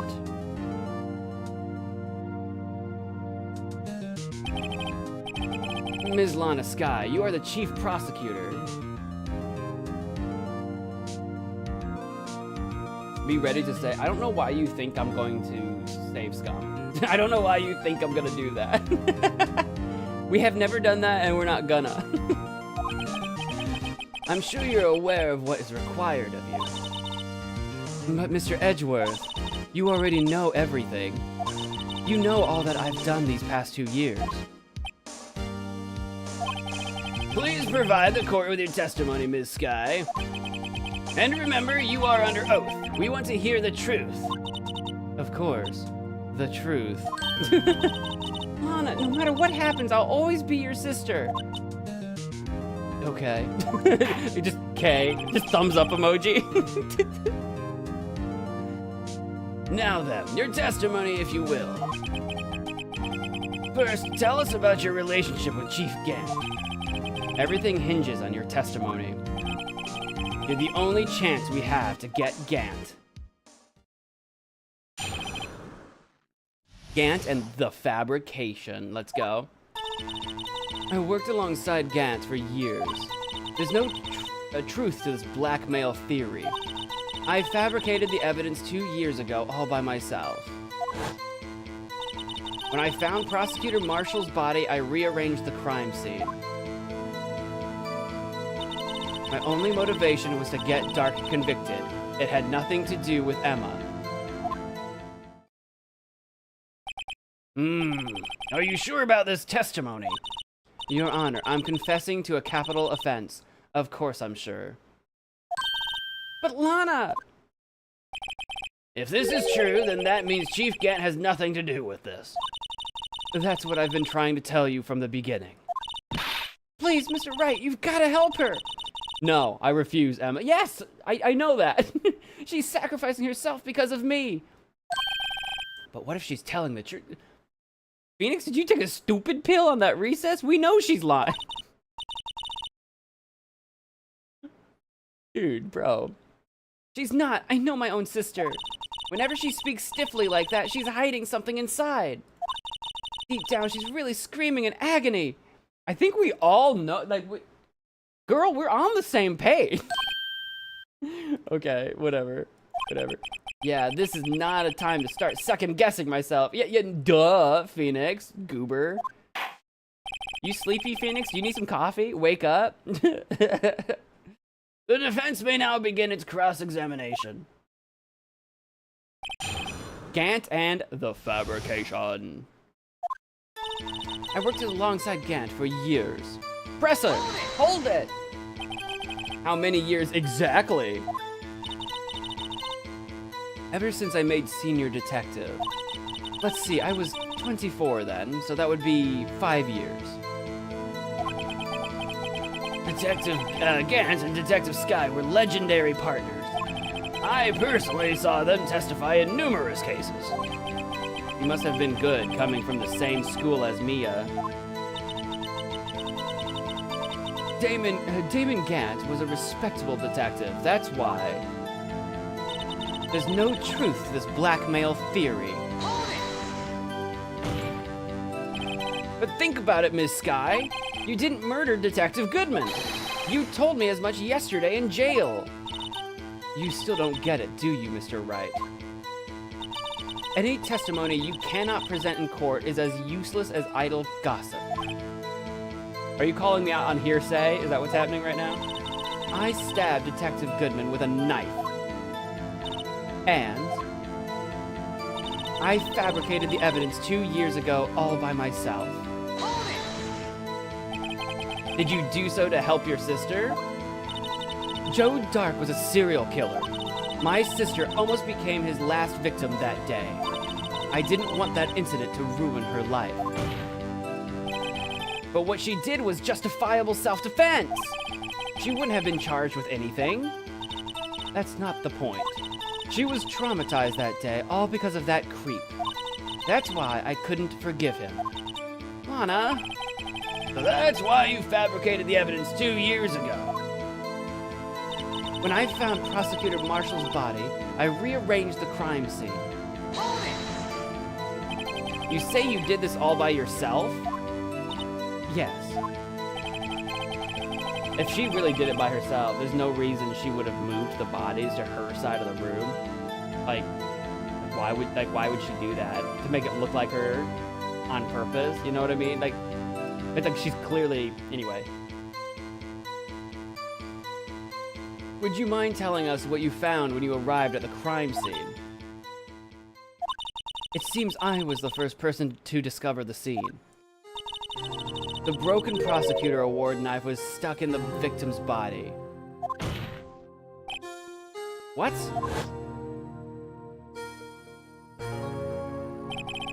But Prosecutor Marshall died from an unfortunate accident.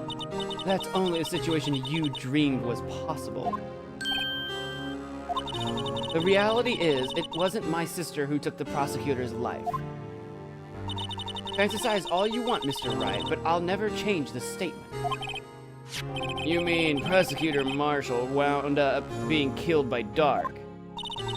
Something like that. If that is so, what happened to the other murder weapon? Dark was carrying a switchblade knife. Oh, that was lying on the floor a little distance away. It was probably knocked away in the struggle. That's not how it went down. She's trying to cover up her lies with more lies. Lies on top of lies on top of lies. All just to protect me. So, when you found the scene like this, what did you do? After all, this is what everything boils down to. Yes. I broke off the tip of Dark's knife, planted it inside the wound, then moved the body. You planted the tip of Dark's knife in the victim's wound? And then you moved the body? But why? Why would you do that? You of all people should know, Edgeworth. You've always had a good head on your shoulders. My head isn't that bad, but maybe I ought to ask for the sake of the others. I mean... Yeah, we want her to say... Even if we knew what she would say, we want her to say it so that we can catch her in contradictions. You know?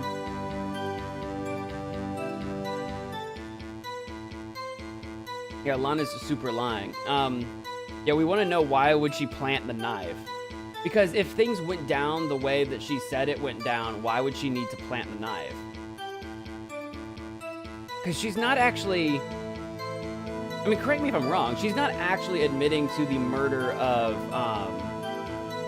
Neil Marshall. She's admitting to the murder of Goodman. So, like, if she didn't murder Neil Marshall, why would she have to, like, yeah. But why did you do that? Come now, Mr. Wright, even you should be able to figure it out. Seems sus. Very well, let's add this to the witness's testimony. The reason Ms. Sky fabricated the knife. I knew the tip of the weapon found buried in his body would be all the proof we needed. According to your testimony, Prosecutor Marshall's broken knife was the murder weapon, right? Yes, and leaving it at that might point the blame away from Dark. I felt the most effective way to get him convicted would be having the tip of his knife found inside the victim's body. So you buried it inside the victim's stab wound? Yes. Because I hated Dark for what he did. My only motivation was to get Dark convicted. It had nothing to do with Emma. So you rearranged the crime scene. Are you sure you didn't do this to keep Emma from looking like the murderer? How many times do I have to tell you, Mr. Wright? Emma didn't do it, period. Are you so desperate to hide that fact? You're willing to risk the death sentence? She's lying. She did it so I wouldn't be blamed for what happened. In any case, as a prosecutor, what I've done is unpardonable. There's nothing I can do to make up for my actions. Mr. Wright, my sister's lying. Looks like she's determined to protect you to the end. Oh, it looks like she's determined to protect you to the end. She insists she fabricated the evidence by herself. There's no way she could have done it alone. I've got to get Lana to talk more. If she's lying, then she's bound to slip up and make a contradiction.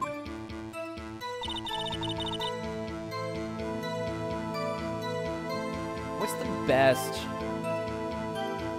We've pressed her on everything. What's the best way to do this?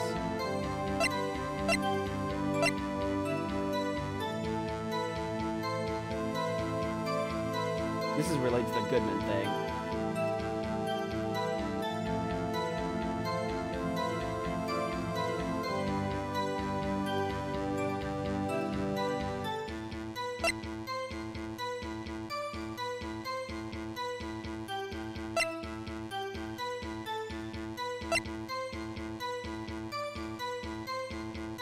Actually, let me look at her statements again in a second.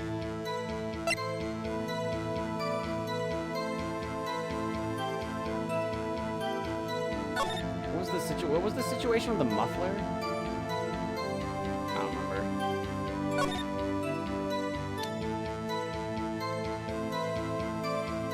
I'm sure we've already like done all this, but what's wrong? You look like I do during finals. Never mind, it's nothing. Does she know I was just desperately looking at a random piece of evidence in my in my court record?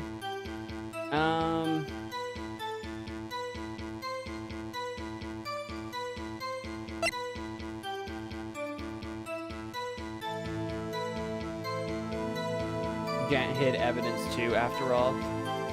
Yes, several pieces. Several. Is this the moment where we need to bring up the cloth? Maybe, is this a cloth moment? Because that's got her fingerprints on it. Maybe this is the cloth moment.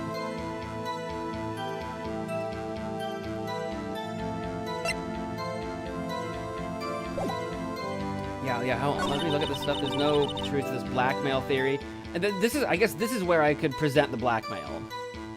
I've still got that in my pocket. I fabricated the evidence to go all by myself.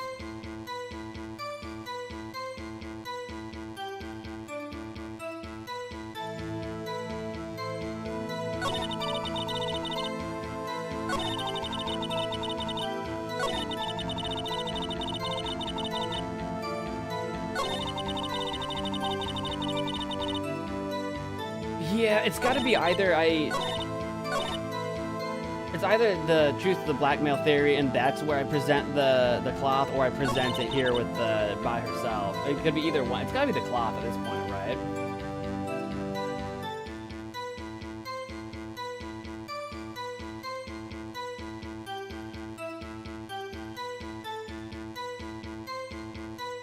The vase is the other one, because the vase was in the safe. So we've got the vase too.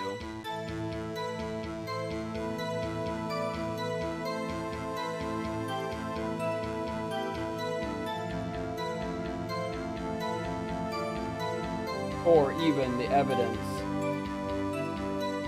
the evidence paper again found in the desk. This all links to Gant, obviously. But yeah, the vase piece being in the safe.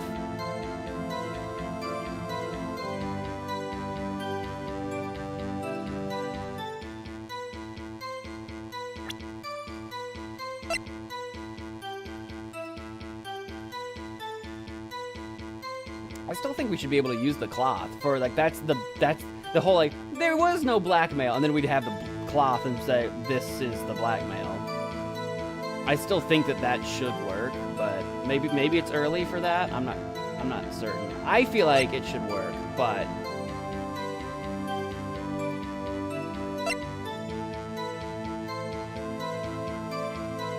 yeah, oh yeah, because the piece of the vase that was found was obviously like the big old line there that kind of helps connect the dots for Emma, right? So yeah, we'll go with that.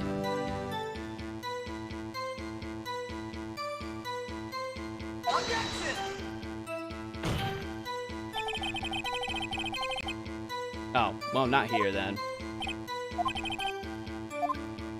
Nope.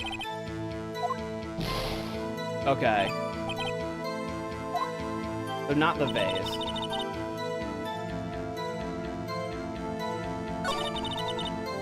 Or did I present it on the wrong spot?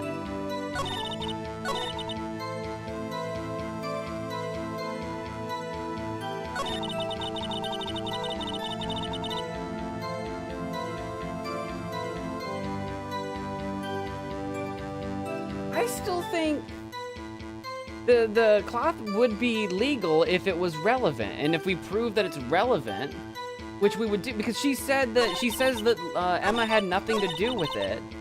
It says it had nothing to do with Emma. Then why is there a cloth with her fingerprint? I still think it is that. Ask her what other question? What do you mean?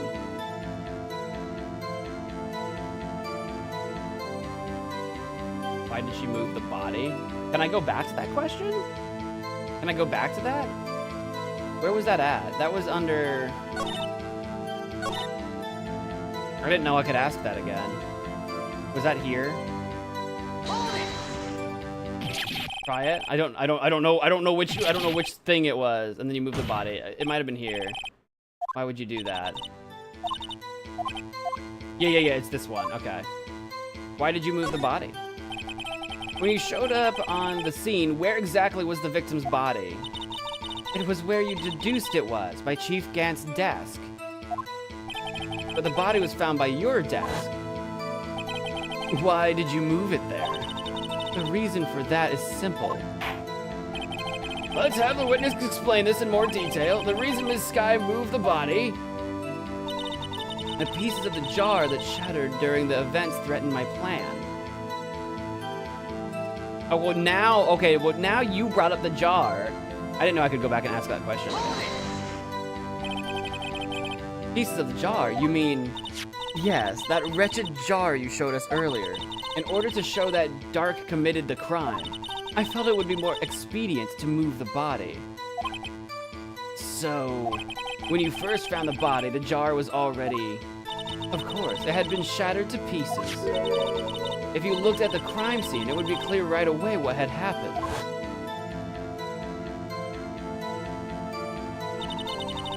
Neil Marshall was dead and Dark was lying unconscious. In other words, the jar must have been broken during the struggle. I see. What's the matter, Emma? Apparently the jar shattered at the time the crime was committed. But I have a feeling there is more to it than that. There must be a contradiction here somewhere. Anyway, I committed this fabrication completely alone. So now I just...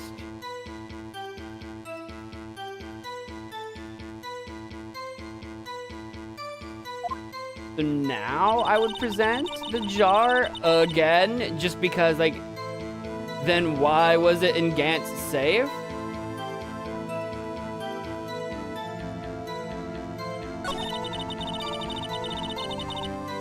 The pieces of the jar that shattered during the events threatened my plan.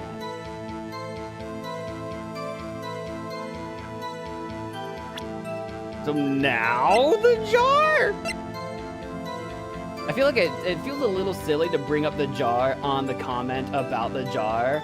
It feels like you wouldn't need to, you know what I mean?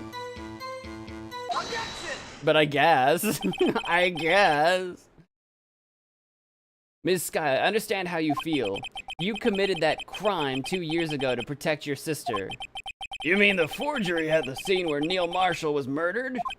If that truth were to be exposed now, the past 2 years of your life will have been in vain. Even so, I am compelled to bring to everyone's attention a significant contradiction within your testimony.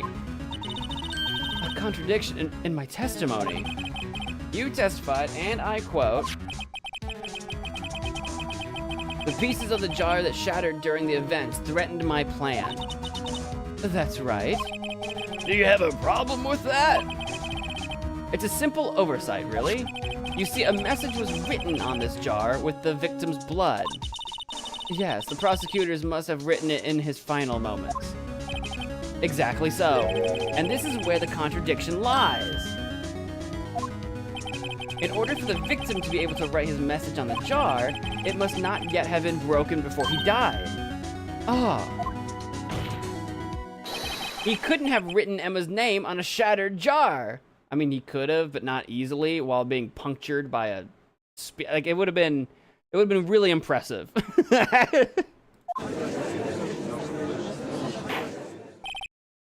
Order, order! Your Honor, it would appear more information is needed in regard to this jar and its bloody message. We may be missing something critical here. Something critical? Chief Prosecutor, it seems you're as in the dark as we are about the truth towards which we're headed. What?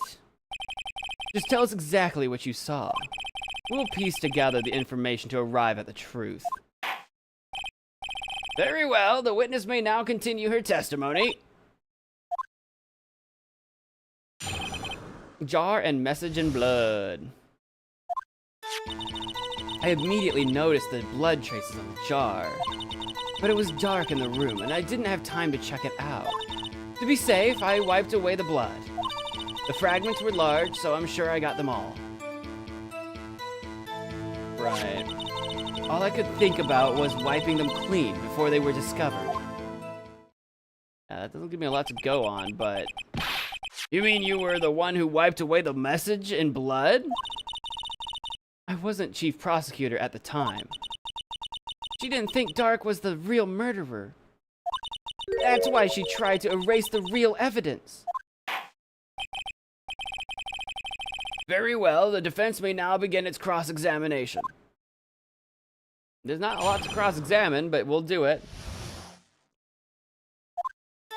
I immediately noticed the blood traces on the jar. So the jar was already broken. It's a miracle that thing hadn't broken earlier. It certainly looks as feeble as the defense's case. I'm sorry, excuse me, but not as feeble as the judge's judgment? You were an ace detective who never missed a detail. Do you really expect us to believe you didn't investigate what was written on the jar pieces? Normally, I would have. But it was dark in the room, and I didn't have time to check it out. So you didn't know your sister's name was written on the jar? No. If I had known, I would have gathered all the pieces and ground them to dust.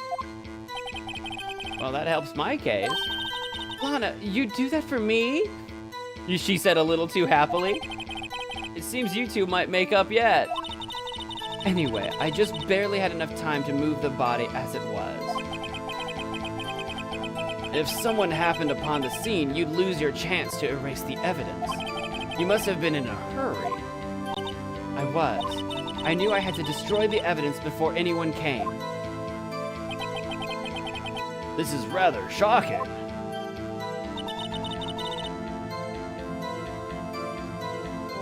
To be safe, I wiped away all the blood. I'm afraid this action of yours reveals what really happened. What do you mean?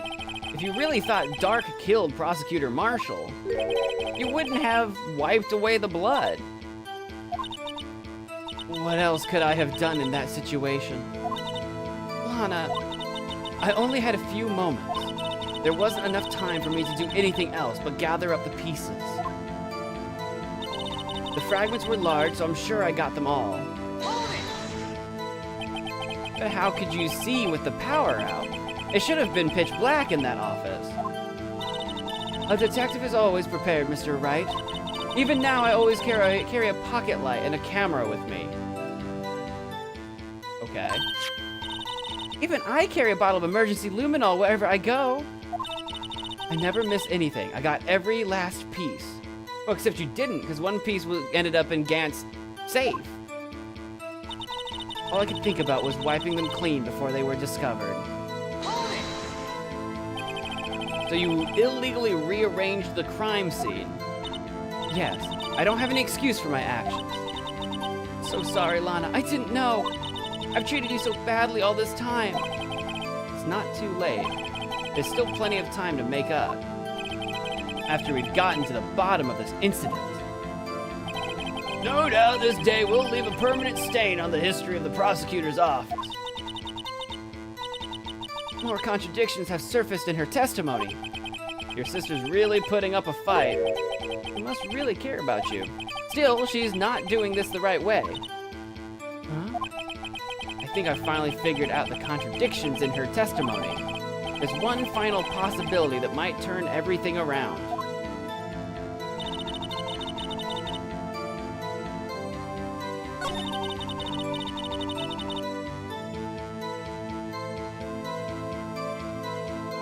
I like how she's like, I didn't have time to check it out. Also, I had a flashlight, and so I totally checked it out. Like, I don't even know how to present that contradiction by itself. So I'm thinking right here on the fragments were large, so I'm sure I got them all. I'm thinking I go there and just present the jar again. It feels silly to just keep presenting the jar over and over again. But like, yeah, we found a piece with a big old fat blood stain on it in Gant's office, so here I am once again presenting the jar. Miss Scott, I believe this jar conceals a truth even you were unaware of. What? We found the final piece of this jar in Chief Gant's safe. In the chief's safe, but how? I knew it. She really didn't know. There's something even more disturbing about that final piece. There was blood! There was still blood on it. But the witness just testified that she gathered every last piece and wiped the blood off of them. Yes, which leaves us with only one explanation. On the night the prosecutor Marshall was murdered, you were not the first one to show up on the scene. Chief Gant got there before you. Oh. I mean, I guess that's possible. But couldn't the defendant have simply missed a piece?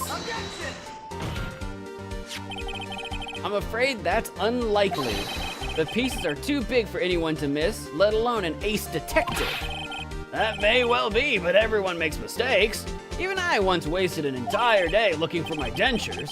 They were in my mouth all along. Ha! Can you believe that? Judge, you're off topic. Have you forgotten, Your Honor? When this witness arrived at the scene, the jar was already broken. Oh, that. There's no way a name could have been written on a shattered jar. Another person discovered the scene prior to the witness. I hope you're not implying this person was Chief Gant. At the time, he was looking for Dark downstairs. Besides, even if he was there first, why would... The question is, if he did arrive there first, why did he hide that fact for 2 years? Well, Your Honor, can you answer us that? Put the honor on the stand. No! Put the judge on the stand. Wait, I'm not the one on trial here. No, you're not, Judge. Yet you do keep doing a lot of talking. A G breakdown for sure. Silly man. Silly old man. I think it's about time you retired, dude. Damon Gant arrived at the crime scene prior to the witness. He proceeded to break the jar and purposefully hid one of the broken pieces. Question: what is this action called? Fabrication of evidence. But why would Chief Gant do that? In light of what happened afterwards, isn't it clear? What happened afterwards? Discovering the scene, Lana Skye believed her sister Emma killed the victim. Determined to help her sister, she sought Gant's aid. Lending her his aid, Gant helped her create evidence that incriminated Dark, sparing Emma, and therein lies the reason. The reason why Ms. Skye became the Chief's puppet. Ooh, ouch! Ooh, ow, your thumb! Girl, oh, girl, ah! I saw that spray of blood! Ouch! You need a Band-Aid? I got Band-Aid somewhere. You want a napkin? No, I did it on my own. Please, sis, stop trying to protect the Chief. I can't watch you suffer anymore for my sake. No, you didn't. It wasn't you, Emma. You didn't kill anyone. I don't believe anything Mr. Wright says. Defense attorneys make up the most foul lies to defend their clients. Foul lies? Imagine that coming from my own client. I guess you do seem the type who likes to twist the truth. Judge, I am going to spank you. Wait a minute. What if we're still smack dab in the middle of Gant's trap? Is something wrong, Mr. Wright? Lana may be right after all. What do you mean, Wright? This is how you do tell foul lies, then, Mr. Wright? Yes, you would call me a liar, my pants are on fire. No. Ms. Skye, please testify once more. But if evidence was fabricated behind your back, then Emma's accidental killing of Prosecutor Marshall might also be a lie. But I do remember knocking over Mr. Marshall. Miss Skye, if you will.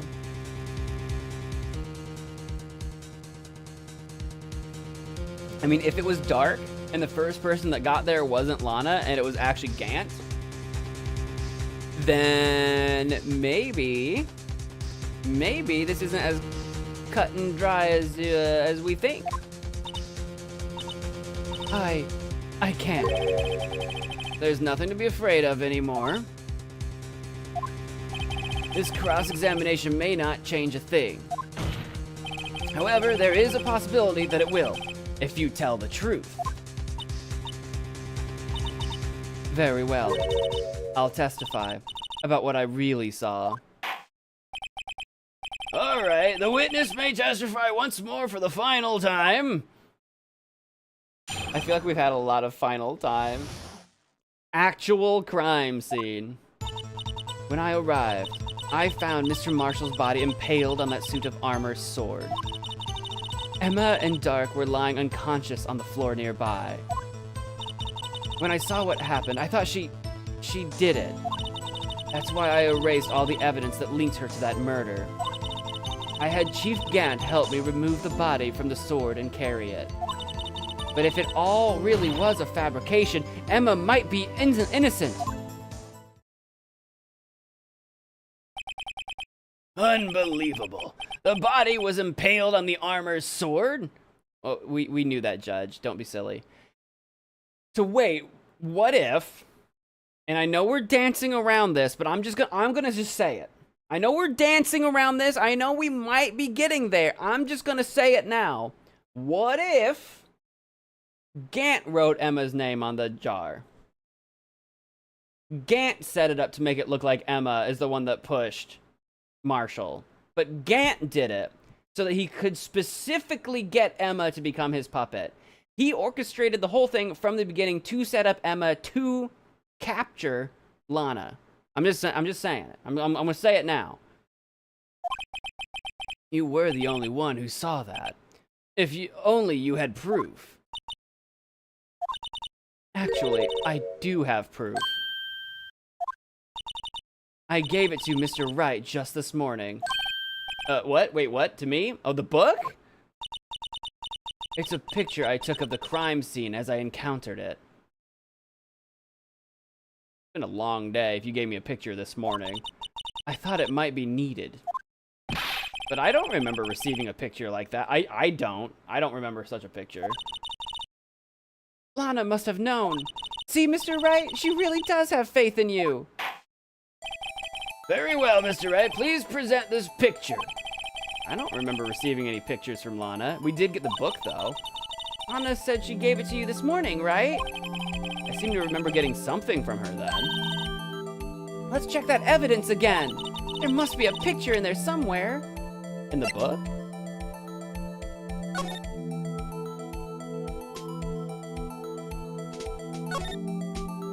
Pio. Oh, hey, look at that! There was!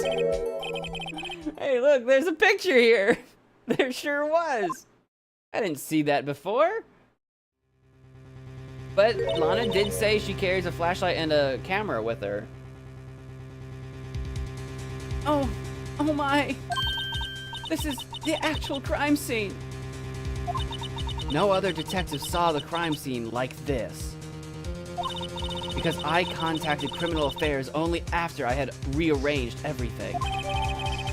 Lana's picture inserted into the court record. Crime scene photo from the case 2 years ago taken. Yes, Mr. Wright! That piece cut out from his vest. Could that be? Like right here?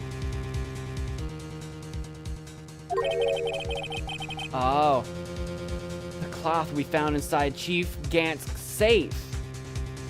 Okay. Well, when they said cloth, I didn't really think. I thought it was more like a. This is one of my eye cleaning cloth. I thought more like a cloth, like a cloth. But I thought Marshall was wearing more like a leather thing. I had a bit of a different idea of what that fabric was. This is a handprint, isn't it? That cloth, it had fingerprints on it. Whoever fingerprints those are must be the real murderer. Well, they're your fingerprints, so. What? But those fingerprints. They're yours, Emma. Yeah, right. Why are your lips turning all purple, Mr. Wright? Well, I mean, Emma also passed out. So, if Gant fabricated the thing, he could have taken her, pushed her hand on his, like, jacket or whatever, and then cut that out. Because it was in Gant's safe. So, like, Gant could have arranged that while Emma was unconscious. That's also possible. Anyway, let's get on with the cross-examination. So long as you tell the truth, we should be able to flesh out the real murderer. Very well, the defense may now begin its cross-examination. Actual crime scene. Cross-examination. When I arrived, I found Mr. Marshall's body impaled on that— Hold it!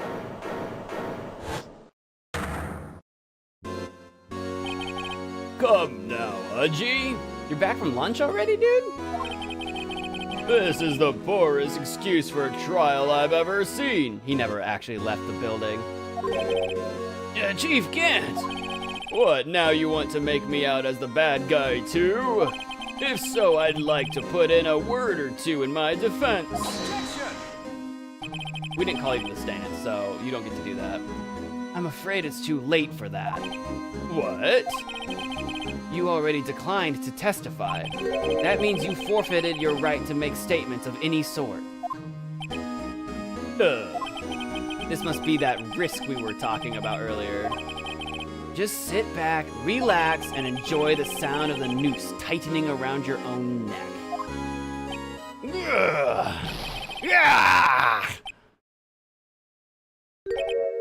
So what? You think I'm worried? A little bit after that display just now? Sorry to disappoint you, but I don't need to make any statements. What do you mean? The evidence will do all the talking for me. Even if I can't testify, I can still present evidence. Yes, that's true. Wait, you mean You still have some conclusive evidence? No, I don't, but someone does. Someone? So, what's your excuse, righto? He's talking about the cloth, I know. Why have you been keeping quiet about it? You do have something to show us, right? Something that proves who knocked over Neil Marshall, causing his death. Conclusive evidence that leaves no room for doubt. Is this true, Mr. Wright?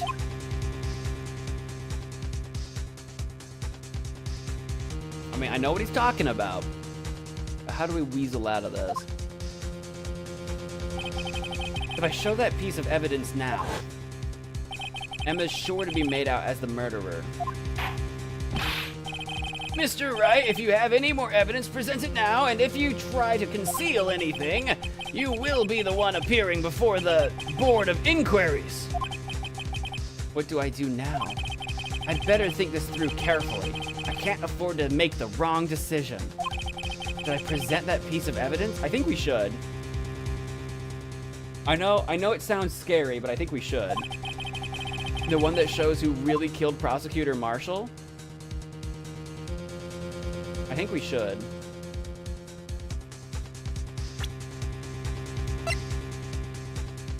I want to look at this photo.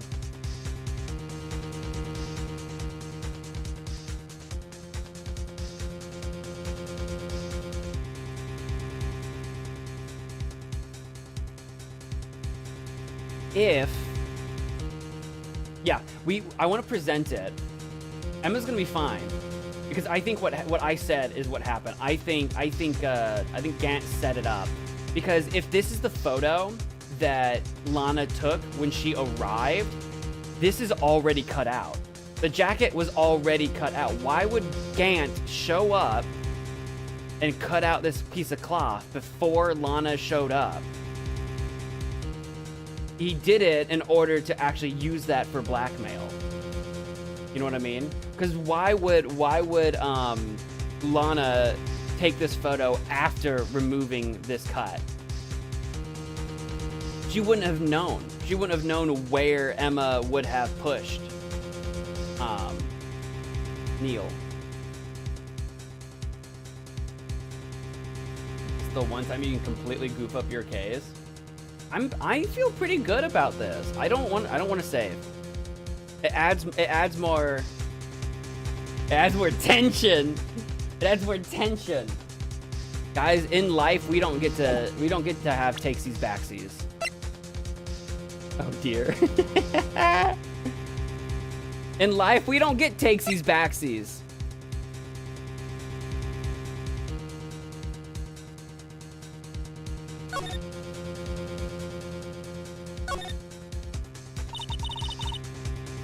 This is the handprint, right? Yeah, someone left behind an oil stain on the fabric.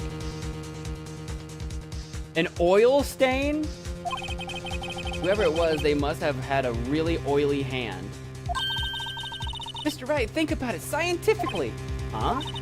The more likely explanation is the person slipped and fell on a freshly waxed floor. And that's it. She went unconscious, then hit the floor. She couldn't have pushed Marshall after being unconscious. So she went and got knocked down, fainted, whatever. We don't know the exact turn of events. Emma thinks she pushed Marshall, and she might have. Emma thinks she pushed Marshall onto the spear. I don't think she did. So what happened is that she faints, hits the ground, her hand is on the oily ground, Gant shows up, takes her hand, puts it on Marshall's jacket, right? After Gant probably killed Marshall himself. That's what I think. That's what I think. She wouldn't have been able to leave this mark before falling to the ground. Getting wax all over their hand. Well, that would account for this amount of oil, I guess. I don't see what's so scientific about it, though. It happens, you know? I always slip on the floors at school after they're waxed. Sounds like a skill issue. That's gotta be it.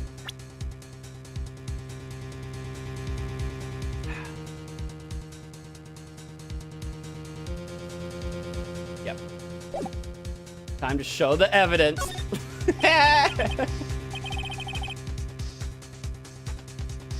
Time to show the evidence. Yes, Your Honor, I do have further evidence. But you're gonna have to bear with me on this one. All right, the time's finally come to show it to them.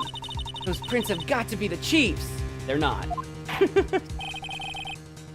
They're not, though. Now then, let's see this conclusive evidence.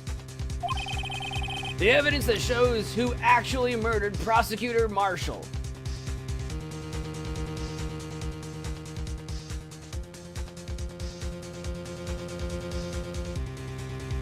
The question is about order of operations, order of events. The order is about order of events. Like, the question is, showing this picture now, we need to bring this picture back up. I just don't know when. Showing this picture now doesn't feel like it would probably be that helpful. Would it be helpful to show this now? Because obviously the game wants me to do the piece of cloth, but I don't know if I can. Yeah, I think we have to show the cloth. I think we have to show the cloth now. Because we have to bring up the whole oil thing. We have to get to the oil part. I'm going for it. Take that! This seems scary. This seems pretty terrifying. It's a piece of leather cloth.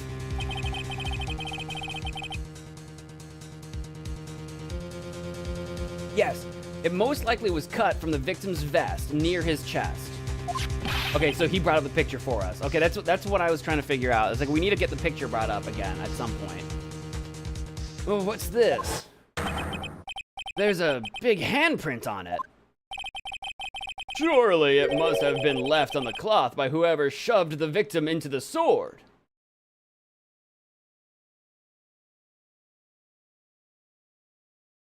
Wait, I think we can get there. What? Whose fingerprints are on this? I'm sure Wright has checked, haven't you? I have. Well, whose are they?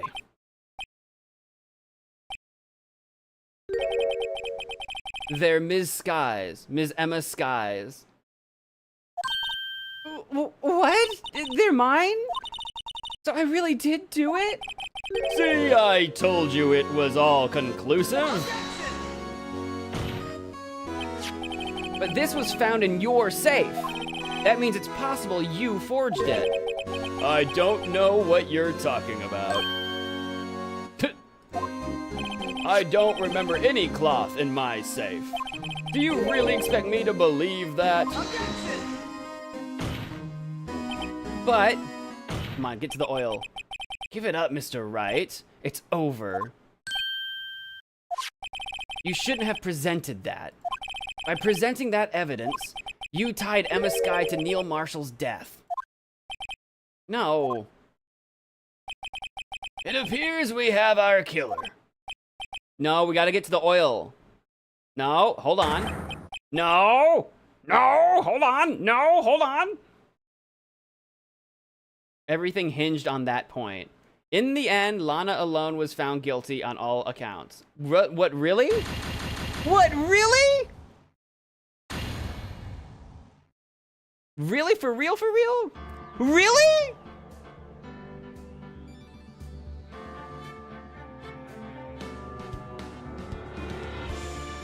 Ah, balls.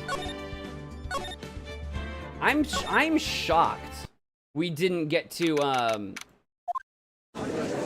shocked we didn't get to argue the prints about how the prints would have been made. I'm shocked that we didn't get to argue that. There is no oil. No, that's what Emma was saying, is that like you would have had to leave an oily print like you would get from the waxed floors. And waxed floors should have been a huge piece of evidence. Like, I don't know why we didn't bring that up. There was oil. There was absolutely oil. Oh yeah, this is the testimony. Gotta get to the testimony part. That's literally what she said. Bruh. Bruh.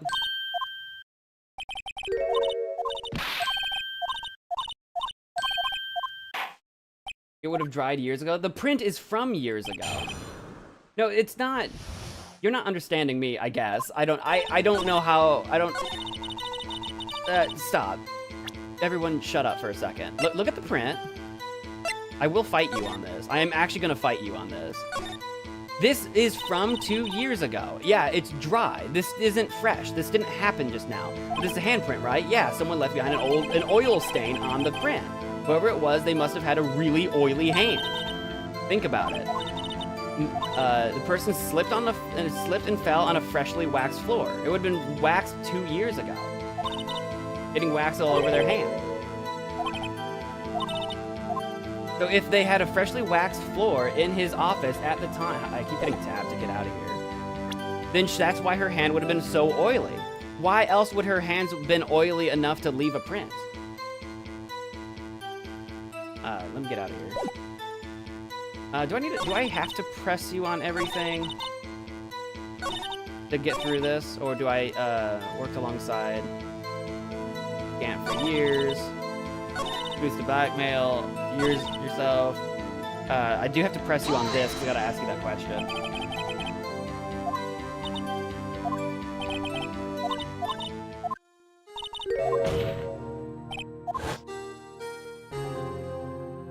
Other than these cutscene-y bits, we're not that far behind. Leather is oily? No, it's not. What are you talking about? Leather is oily? I've got a leather jacket in my, actually it's not in my closet right now. I think it's downstairs on my dining room table.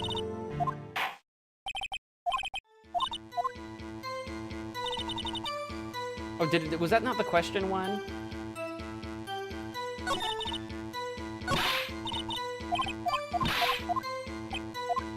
I'm trying to speed through it, but I don't remember what I'm doing right now. Do I need to, oh no, do I need to show you the...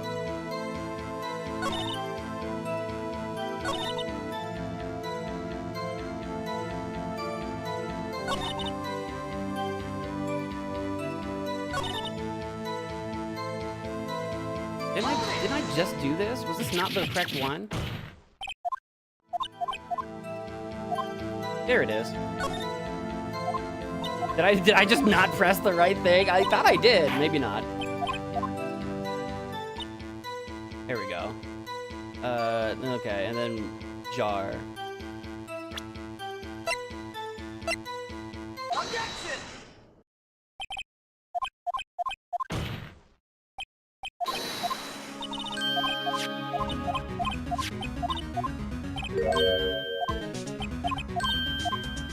Bring! Bring! I still think that should have been brought up. Because why else even bother with the... Why even bother say all that?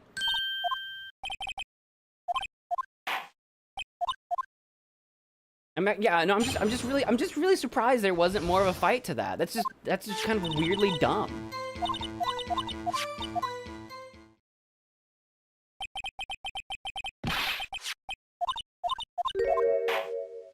Because Emma's silly? It's not Emma's fault. She's not the freaking lawyer. Phoenix is dumb.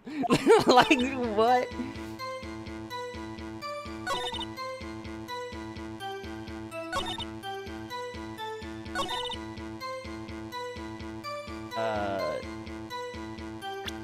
I think I immediately present this here. Objection!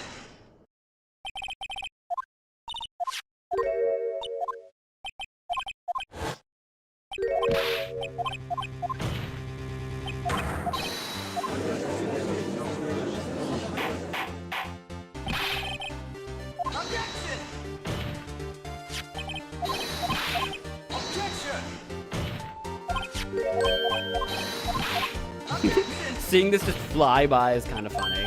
Bling! Objection! Bling! Ha! Ha! Ah! Oh, no! Kind of funny just seeing it fly by.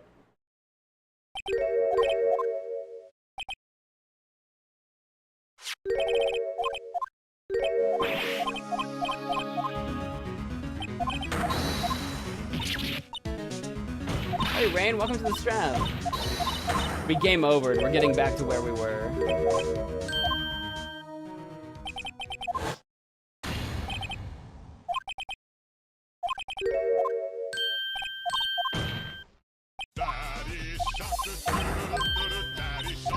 No, not the shark. Shane would never murder a man. Maybe would.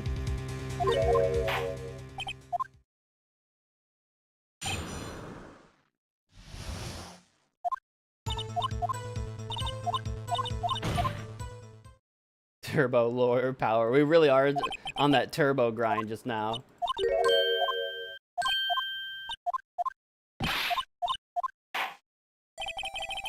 Hang on, I forgot that I gotta go find this picture in the back of this book. Oops. Hello? Oh. Oh, maybe I jumped the gun. Hang on. Oh! Wrong thing. There we go. Bling.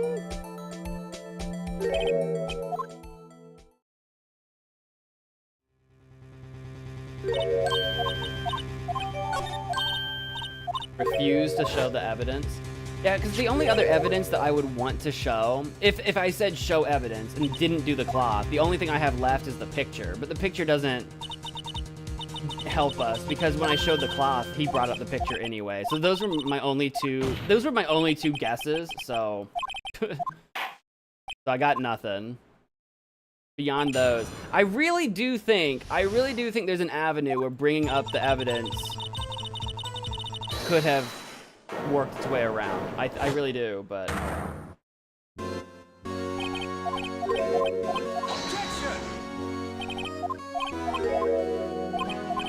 It will be kind of funny. It will be kind of funny if we refuse to show the evidence and Gant is insistent that we have this evidence and forces us to show it anyway, then he can't deny knowing about it or having it in his save. Because that's the other thing that's kind of dumb, because like, what's really dumb, Gant shows up. This is what's dumb about this, right? It's like, should we present the evidence? We should. I stand by that, and the reason is because, hang on, blah, blah, blah, blah, blah, blah, blah, blah. I should be able to say, show evidence, and I show the cloth.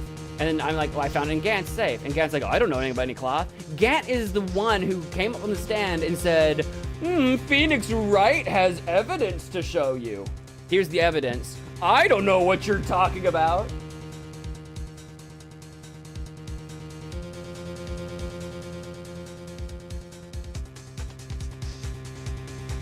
Yes, you do. Like you. Anyway, so but now if we say we cannot show evidence, we can get the same thing. We can get the same thing. If we don't show evidence and he forces us to, then he can't deny it anymore. He won't be able to deny it. Bro never said it was in his safe. He didn't need to though. Like it's like, one, he shouldn't be talking at all because again he gave up his like right to talk or whatever. He shouldn't be talking at all anyway. But give me a second. I'll be right back. I gotta run to the little lawyer's room.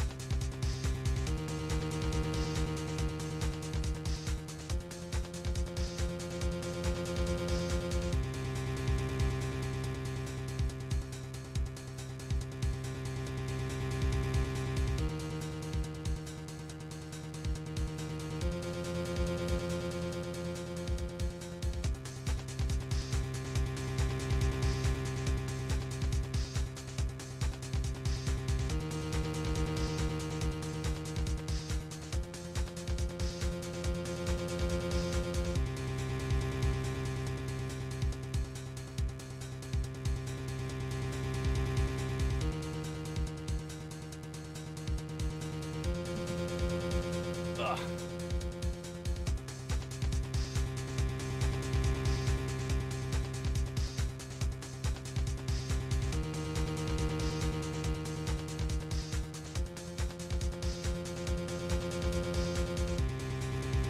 Mr. Wright, you got the evidence. Nah. What do you mean, nah? I mean, that's literally what's about to happen. Like, he can't know that I have. He can't say Jack. Because then that implicates himself. Which is why it's so frustrating that, like, we can't bring that up.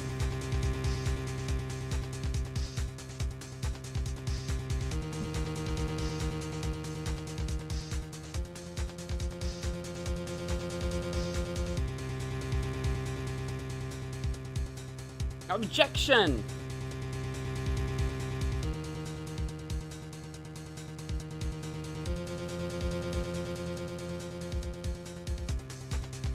You know, I think there's room to say, though, we cannot definitively say, because we can't definitively prove who cut out the jacket.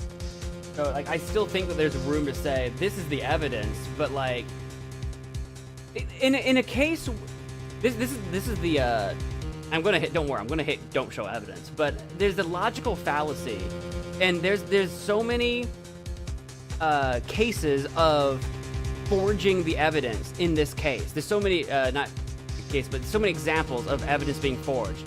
The wrong weapon, the wrong placement of the bodies. You know, there's so many examples of evidence being forged that the idea that, oh, well, here's a piece of evidence. Well, not gonna question that. Not gonna judge that one bit. I don't know. It feels silly that, like, we bring that up and it's like, well, this is forged. Nuh-uh. It just feels silly. It just feels really silly. Your Honor, I don't have any evidence I can present at this point in time. What? You lie! Chief Gant? You opened my safe. I know you took what was inside. The conclusive evidence. I don't know what you're talking about. Mr. Wright, why don't you show them? We found it together. Oh, I see. It's because you know the truth, don't you? You know whose fingerprints are on it. That's why you won't present it. What are you talking about, Chief Gant? Can't you figure it out? Take a good look at this photograph. Every time I do, it makes me laugh. See the victim's vest? Notice anything odd about the chest area? It looks like part of it's been cut out for some reason. You mean you had this in your safe? What? That means you, the chief of police, have been concealing evidence. This is going to be the biggest scandal in the history of the police department. He kind of walked himself into that one a little bit, huh? Impressive. To be honest, I didn't think you had the gall, Righto. Well, I can't just let you pin me up as the murderer. I'll tell you what really happened. What? You mean you admit to it?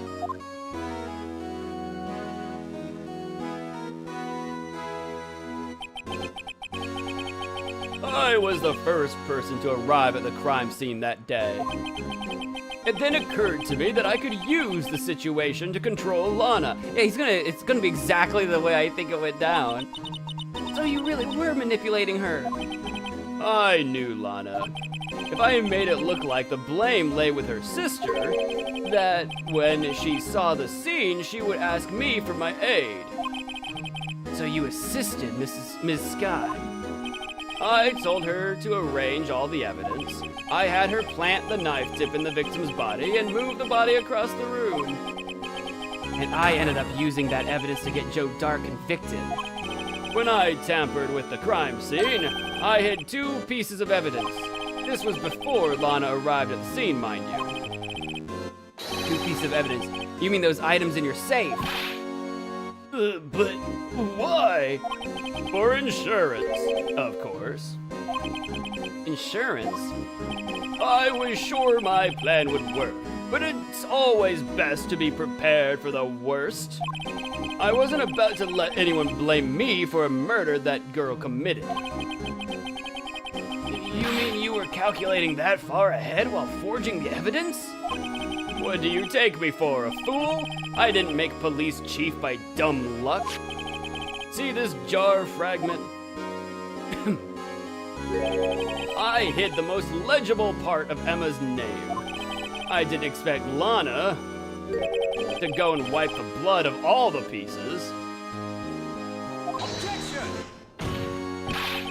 But if you fabricated all the evidence, what's to say you didn't fabricate the message on this jar too? I said that earlier. I 100% said that earlier. Ho, ho, ho. Some people just don't know when to quit, do they? That's why I kept one more item for insurance. You mean that piece of cloth? I didn't present a piece of cloth. Come on, Wright-o, cough it up already. I know you have it. What are you waiting for, Mr. Wright? So you admit to it then, Chief Gant.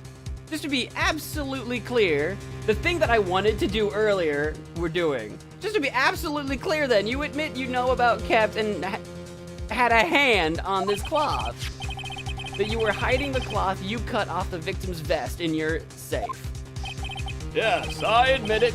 I didn't want to have to do that, being chief and all, but it's a lot better than being portrayed as a murderer. See, why would you...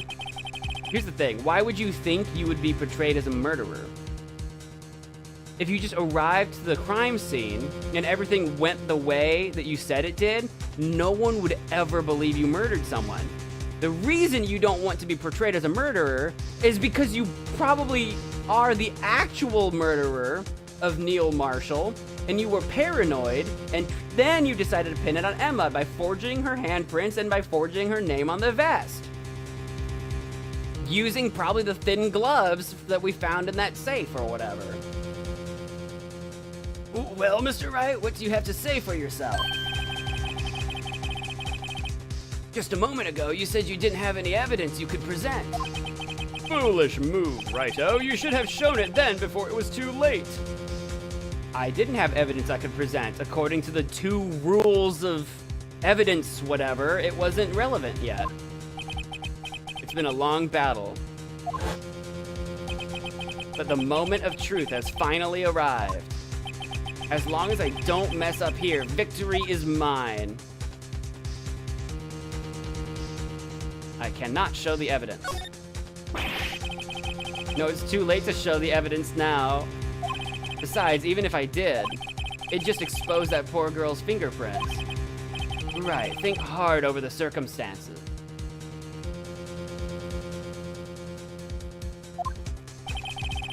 The circumstances? I'm talking about then and now. There's one major difference between the two. Weren't you waiting for that difference? I was. Are you saying that I should present it now? Are we good? Are you lying to me? Are we clear? Are we going to do the thing that I wanted to do earlier? Edgeworth figured out my plan. Mr. Wright, this is your only chance. Did I take damage for that? Your Honor, I do have evidence to present. It's fine. We have a full health bar. It's fine. All right, then. Let's see this conclusive evidence. The evidence that shows who actually murdered Prosecutor Marshall.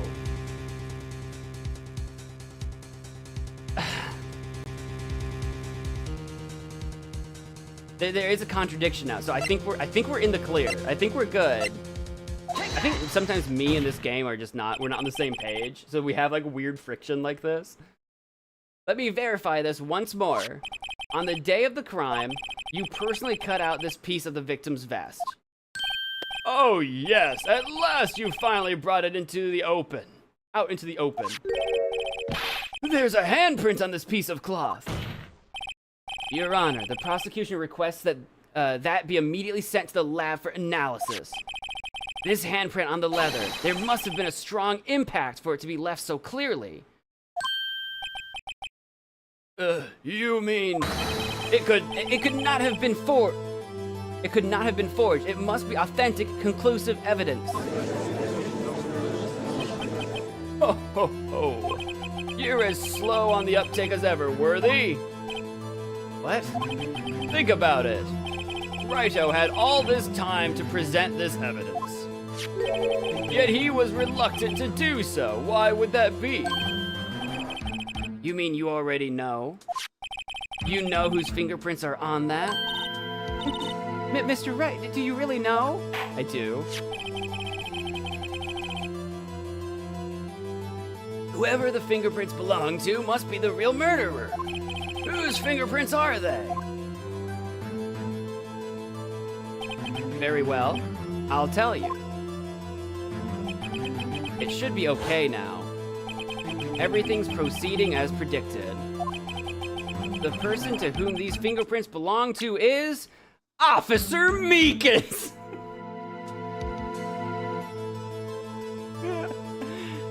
Yeah, Emma. I mean, I can't lie about it. We'll just. It would be really silly to. Is this just the game checking to make sure I'm not like I forgot or something? What if you pick Gant? Imagine. Take that! Emma Sky. But what? They're mine? I'm sorry, Emma. But why? Why didn't you tell me? It was the officer. It was Officer Meekins. It would have been. I know it would have just been the game being like, "You're an idiot," and I would have just taken damage or whatever. But it also would have been really funny if I clicked on Meekins and then everyone just had like had a reaction to it, like, "Huh?" You know what I mean? Oh, ho, ho, ho. You're really something, righto. You knew this girl. You knew this girl did it all along. And you still tried to pin the murder on me. So it's true. Tragic, but true. This girl really did shove Prosecutor Marshall to his death. Hold it! How could you? You monster! Miss Sky? You knew whose fingerprints those were all along, yet you acted like she really didn't. Miss Sky, it's not over yet. What? I said this trial isn't over yet. Huh, but I'm afraid it is over, boy. Now not only this trial, but your career too. No. You purposely concealed this conclusive evidence. That, my friend, is a serious offense. I'm looking forward to pressing charges after the defendant is convicted. I'll have your badge, boy. Just gonna sit here and just let him talk. What's the matter? Cat got your tongue? Aren't you going to tell us how it feels? How it feels to be the one who single-handedly turned a poor little girl into a murderer? Before I do that, there's just one little thing I have to clear up. Oh, and what's that? Who really killed Prosecutor Neil Marshall? What? Chief Gant, you are absolutely right. This piece of cloth proves who the real murderer is. Who killed Neil Marshall, you ask? It was Emma Sky, wasn't it? I'm afraid that's not possible. You see, this piece of cloth contains a critical contradiction. What? A contradiction? What is this fool babbling about? I'm talking about a contradiction, one that proves who the real killer is. Mr. Wright, this piece of cloth! What could it possibly contradict? Chief Gant, your tyrannical reign ends here! Behold, the piece of evidence that contradicts this cloth. The photo? Because of the cut, I assume. Because, look at the blood. He coughed up blood, and this was cut out before that happened. You see what I'm saying? He was murdered after it was cut.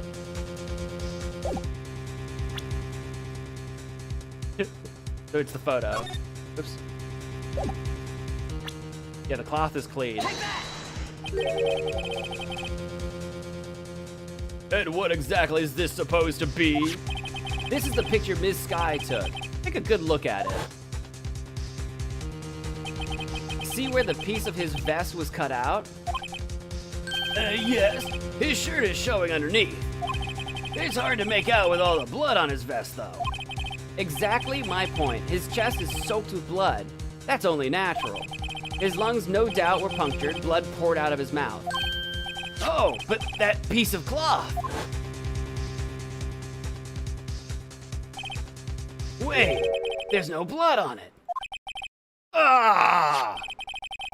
Since Emma Sky's fingerprints are on this cloth, there's no doubt that she shoved the prosecutor aside. However, Mr. Marshall was not impaled on the sword at that time. No, this is nonsense. Now then, Chief Gant, let me ask you something. Prosecutor Marshall was not impaled when he was shoved aside. He most likely hit his head on the ground and was knocked out. If so, then tell me, who could it have been? Who could have arrived at the scene before Ms. Lana Sky? Picked up the unconscious prosecutor and impaled him on the armor's sword. Then to make it look like Emma was responsible for the prosecutor's death, said person proceeded to write her name on the jar with the victim's blood. A jar that they then broke on purpose to leave behind a clue. And make Lana believe her sister did it. To be fair, this is crazy convoluted. The fact that this would be the way it went down is crazy. Remember what you admitted only moments ago? That you personally cut out this bloodless piece of the victim's vest? Ironic, isn't it? Through the very act of creating insurance, you prove that you were the actual murderer. No! I just don't know if I know why he murdered Marshall. Do we know, at this point in time, do I know why he wanted Marshall dead? Like, did he have something against him? I don't remember. It's finally all over. I mean, he clearly did it. I just don't know why he did it. Oh, that was close, Righto. You almost had me. I'm sorry, what? Sorry, but you'll have to do better than that. I refute your allegations. What do you mean you refute his allegations? To control Lana? I just don't know why he would need to control Lana. I don't know. It's a long shot, but I guess that's it. It seems really cold blood, which, you know what, he did say he only cares about himself, and himself. So, you know what, I was gonna say it's really weird that just in cold blood, Neil Marshall, who just won an award, you would think he would be close to him, but I guess not. Gant really is just a psychopath. Yeah. Well, what do you mean you refute his allegations? You see, that piece of cloth is illegal evidence. Order? What nonsense is this? Illegal evidence cannot be used to convict a suspect. Remember, G. Earlier, old Righto here concealed that piece of cloth. So then, what's your excuse, Righto? You do have some conclusive evidence, don't you? Your Honor, I don't have any evidence I can present at this point in time. Yeah, because of the two rules. Well, that's true. The defense did refuse to present evidence. At that moment, that piece of cloth ceased to be legal evidence. But that's not fair. Did you actually think you could best me in court? It looks like the last laugh's on you, son. Can I just open up my book and be like, no, actually, I couldn't present it before because it wasn't related, and then I presented it now that it's related? I'm afraid Mr. Gant's claim is legally correct. Well, Mr. Edgeworth? True, illegal evidence cannot be used to convict a person. Assuming, of course, that the evidence is indeed illegal. Well, Mr. Wright? Yeah. Right, show him the book. Do I bring up the book? It seems at last. The time for me to reveal my plan has finally arrived. Mr. Wright, do you admit to it? That you purposefully and illegally concealed this piece of cloth? No. I admit I refused to present it at one point. Aha! So the evidence is illegal. Objection!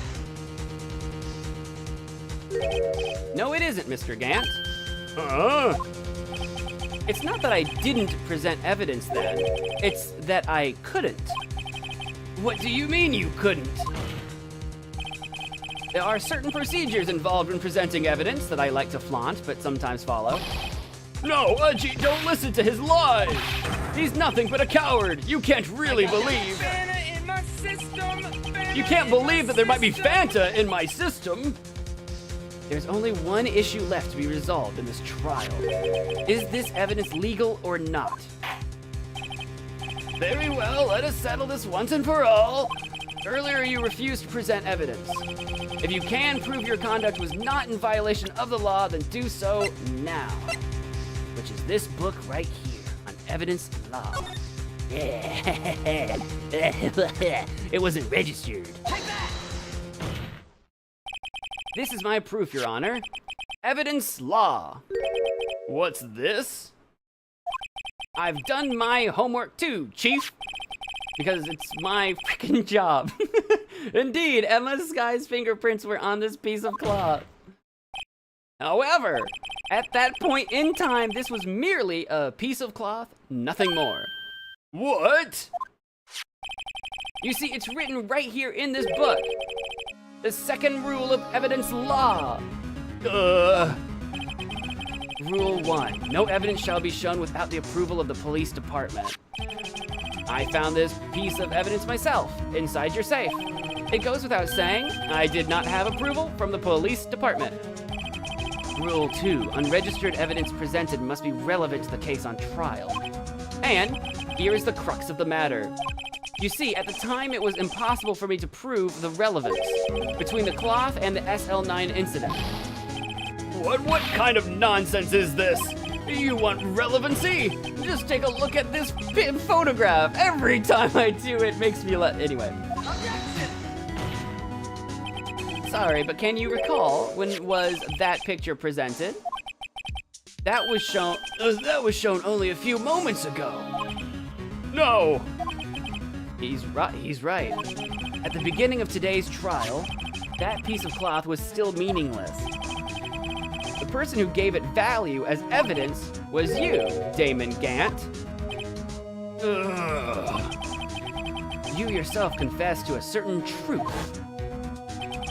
Let me verify this once more. On the day of the crime, you personally cut out this piece of the victim's vest. Oh, yes. No! It was then that you approved this cloth as conclusive evidence. Being kind of the chief of police, yeah. Yes, you, the chief of police, personally approved this cloth. The only person who could have cut this from the victim's vest is the one who stood before Prosecutor Marshall in his final moments. In other words, the real murderer. And there's only one person who that could be. Damon Gant, the killer was you!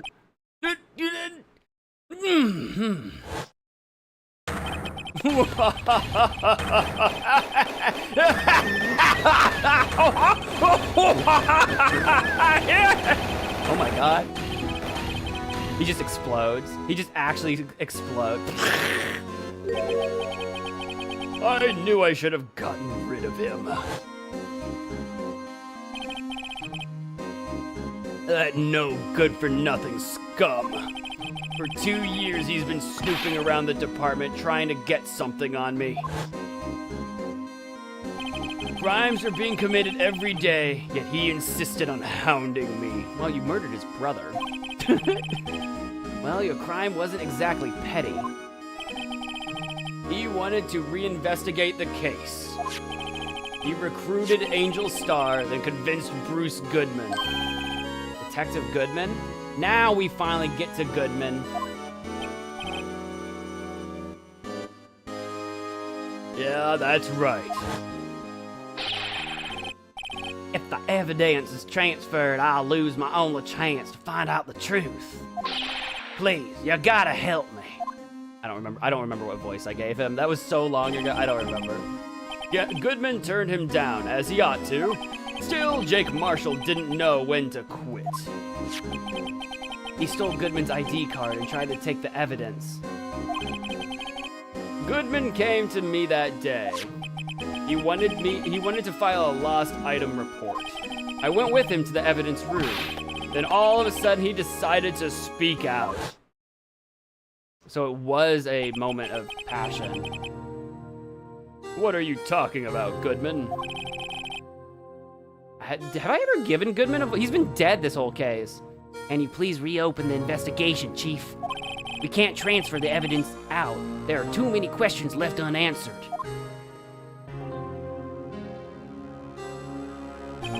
He opened his evidence locker, and as he was taking the evidence out, he said, It's not too late. I'm gonna hand all this over to Marshall. well, to be honest, I was a bit taken aback by his words. I had a bad feeling when he came to see me, but I never thought he'd bring up SL9. That's when I saw it. That accursed knife.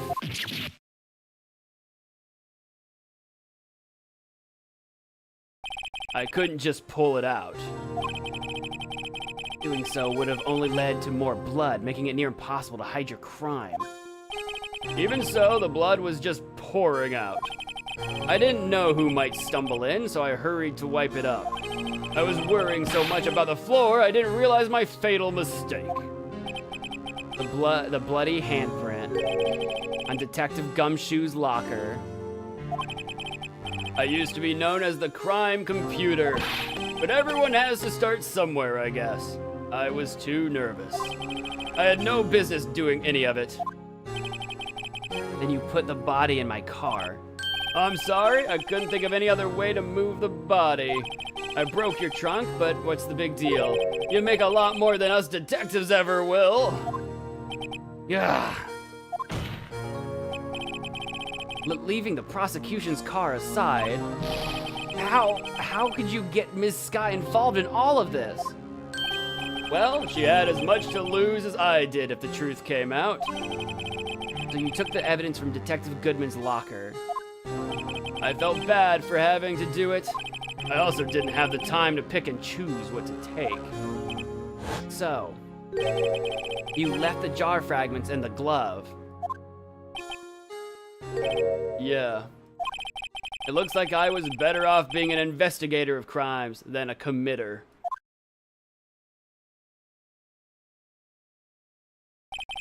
They all did their best to get in my way. I've got to hand it to them. They do their jobs well, much to my dismay. Fake evidence doesn't hold up very well upon close examination. You must have known that. Tell me, Worthy, why do you stand in court? Me? You despise criminals. I can feel it. You and me, we're the same. Kind of a strange turn of thinking. One day you'll understand. Oh, believe me, you will. You're just one man. You'll see what it really takes to bring them down once you try to go it alone. This is sort of like a weird mentorship situation. Like, what do you... Come on, man. Well, looks like it's time to say goodbye. Oh, Ajee. What? Looks like we'll have to cancel that lunch date. Sorry, old friend.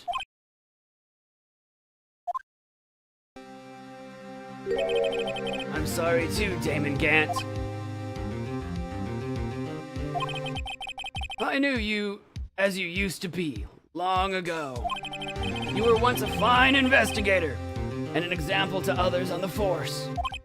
I'm sorry to learn that you are no longer that person. Those days are gone now, Ajee. Thanks for all the memories, though. Don't worry, you'll be fine. Now you have Righto here, and Worthy. With these two around, you can't go wrong. In fact, I can hear them already. The melodious sounds of a new beginning. For a man who might be receiving capital punishment, really keeping a smile on his face, wow. There are two things I want you to understand. Yes? First, your sister never hurt anyone. Second, Damon Gant betrayed you from the beginning. You see, Ms. Sky, you no longer have any reason to keep silent. You're right. When this trial's over, I'll tell everything. All that I've done these past 2 years. From the time I had Gant help me forge evidence up until today. So, it seems all the questions raised in this trial have been answered. I'm sorry, Ms. Sky. I couldn't get you out of all your trouble. My, what high standards you have for a rookie. I can see why Mia thought so highly of you.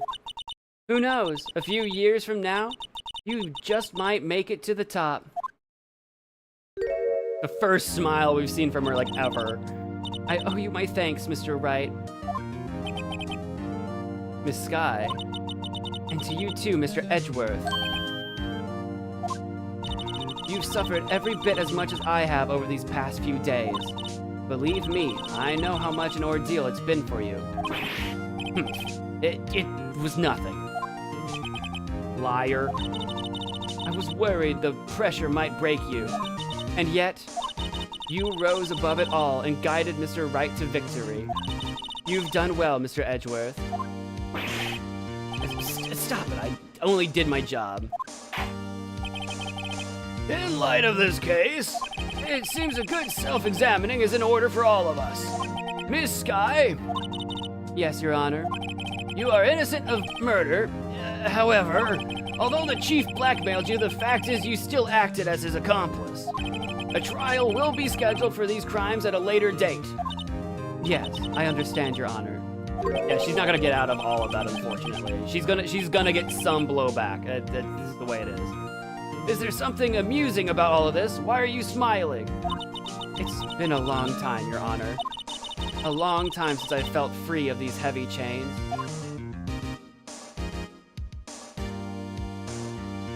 Yeah, at least she's not gonna go down for murder. Well, this trial has gone on far too long already. You're telling me, Judge. You're telling me. Regarding the charge of murder, this court finds the defendant, Ms. Lana Sky, Guilty. Plot twist, judge goes rogue. Confetti, not guilty.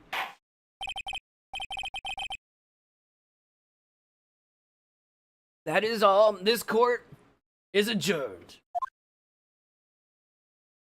Let's go. February 25, 5:03 p.m. District Court, Defendant Lobby number 2. Hit that like button, guys. Let's celebrate. Like button for celebration. I had to one more time. one more call to action. At long last, it's finally over. Emma? Why the long face? I'm sorry your sister didn't get completely off the hook, but at least she wasn't convicted for a murder she didn't commit. No, that's not it. Just now, after the trial ended, I can see why Mia Fey thought so highly of you. I don't even think she said Mia Fey. Is this the wrong flash? I think she just said Mia. I owe you my thanks, Mr. Wright. Maybe she did. It doesn't matter. And to you too, Mr. Edgeworth. You've suffered every bit as much as I have over these past few days. You've done well.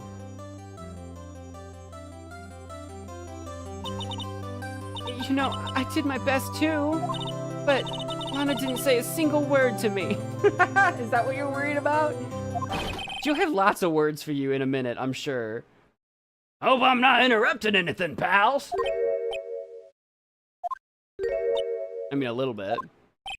Oh, guess I am. I'll come back later. Okay.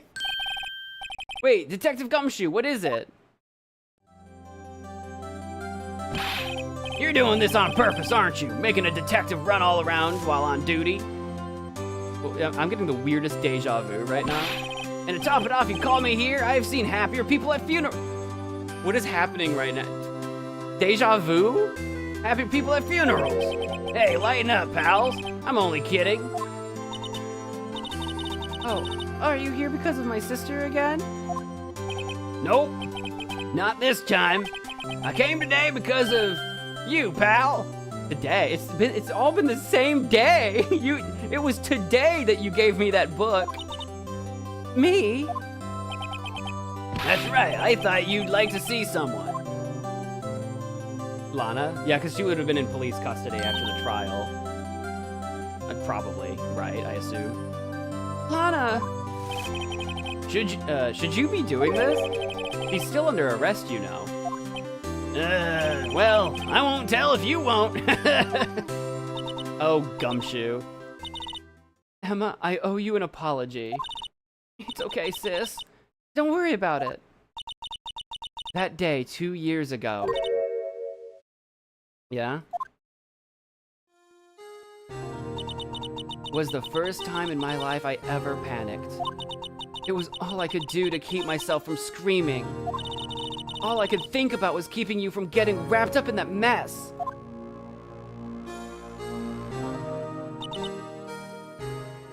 Sis.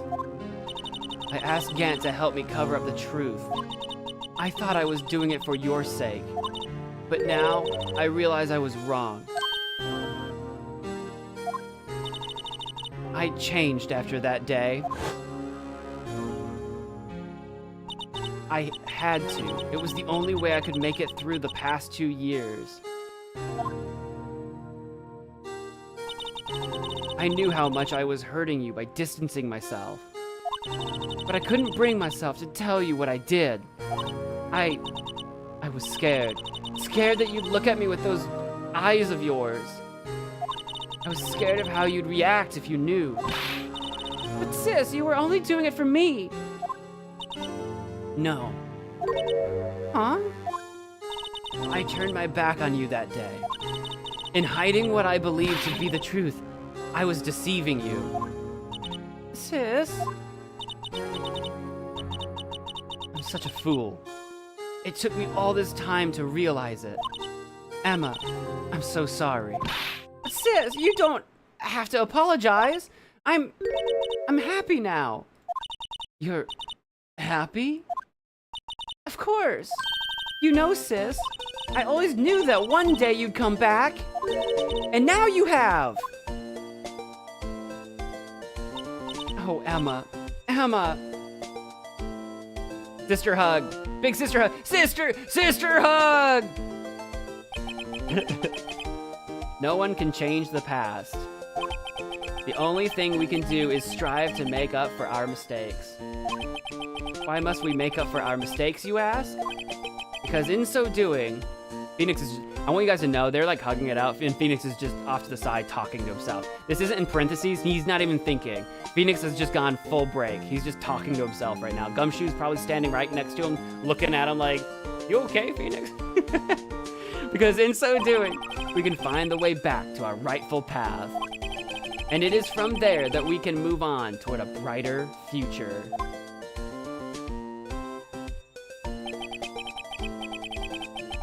At least that's what I felt watching the two sisters make up. Mr. Wright, Mr. Gumshoe. Me? Thank you both for all that you've done. I'm sure we'll meet again someday. Isn't that right, Edgeworth?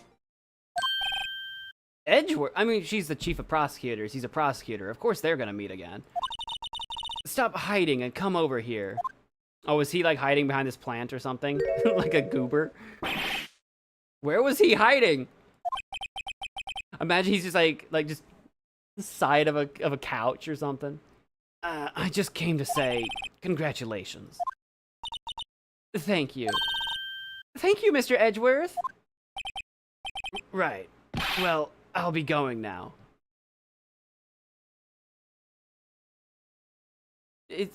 Why is Edgeworth being all weird? Like, what's going on here? Edgeworth, come back over here and profess your love to Lana, clearly, obviously. Mr. Edgeworth, I hope you don't blame yourself for what happened. Hmm? We were the ones who acted corruptly, not you. It's too late for me. I'm sorry, Edgeworth. No matter what anyone may say, I realize today that I can't correct my mistakes. Mr. Edgeworth! Not only that, but I don't even trust myself anymore. Chief Gant was right. You despise criminals. I can feel it. You and me, we're the same. One day you'll understand. Oh, believe me, you will. You're just one man. You'll see what it really takes to bring them down once you try to go it alone.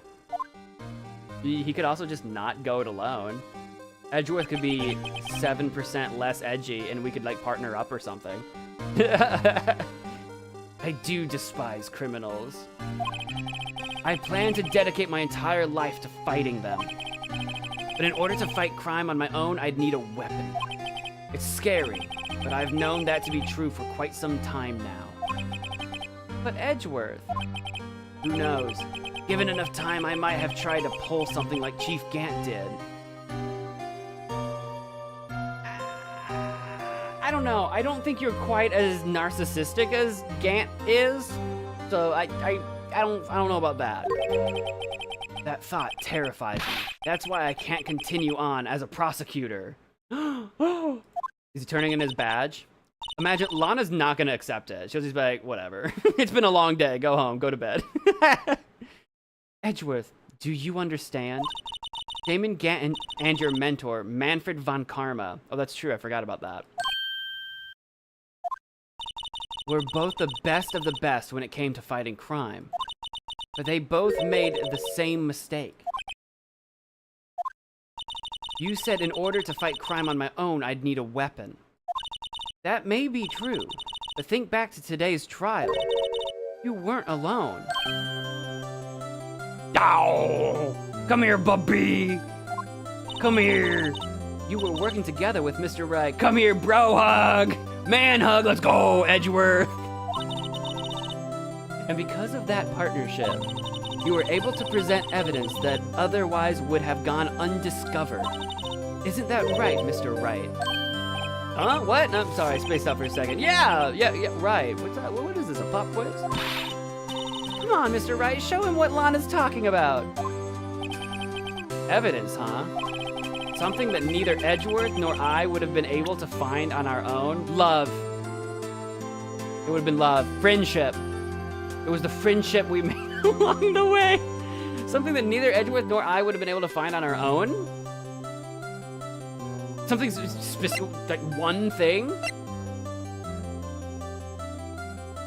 What's the one thing? Is this, oops, the cloth? I mean, I found it on my own, but like, we kind of worked together on that, right?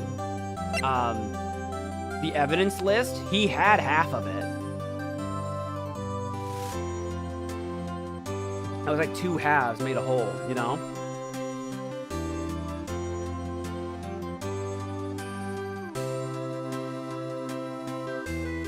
I feel like it's the evidence list, right? Maybe. Maybe the evidence list. Two halves, one whole. I'm thinking evidence. I'm just looking at all the stuff, and I'm like, I think it's the evidence list. Evidence sheet? I think it's the evidence list. I'm going for it. You guys are confirming. Let's go for it. That's the picture I drew. Our counterattack began with this.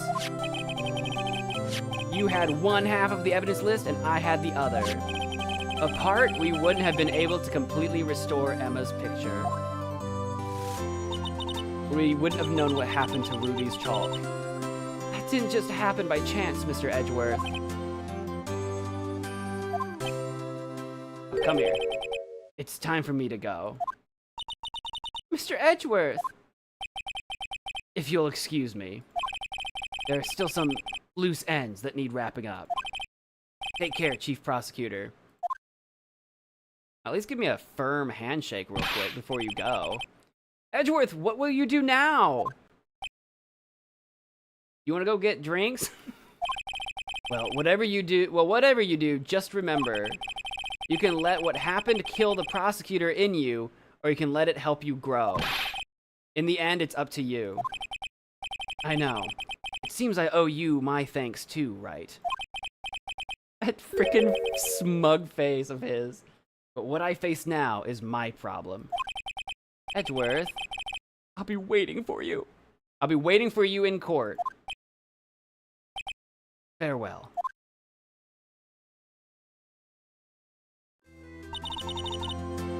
I'd better be going too. Okay, but I'll be by to visit soon. It seems we both have a lot to learn and catching up to do. Here, this is a little something for you. What's another book? Scientific Investigation. Why do you have a bunch of duck books? Is it a series of some kind? Like, you know, it's like the For Dummies series, like Scientific Investigation for Dummies, Evidence Law for Dummies, but it's like for ducks instead. Scientific Investigation? It's the first book I ever bought. Study it well. Thanks, sis, I will. Yow. And so another case came to I feel like I need the Pokemon Indigo League narrator to like come over. And so the gang went about their day. And so another case came to a close. As for the sisters, I have faith. Gotta have faith, faith, faith, gotta have faith. Faith that their lives have only just begun. And as for me, I think it's time I started on a new journey of my own. But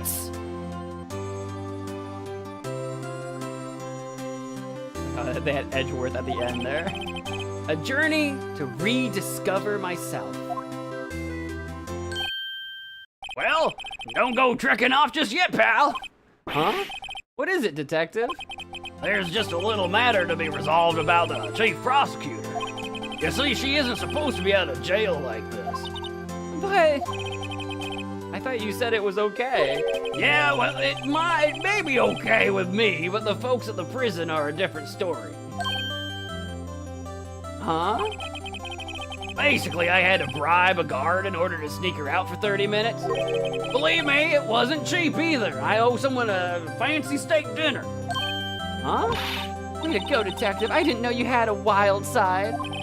Yeah, well, you see, Mr. Wright here is the one who will be footing the bill. I'm broke. Huh? What, you think I can afford it with my salary? You gotta be kidding me, pal. Huh? Thank you, Mr. Wright. You're the best. Why is it? I suddenly feel like I want to scream. Hey, I got an idea. Why don't we all go pay it off together? Yeah, that's a great idea.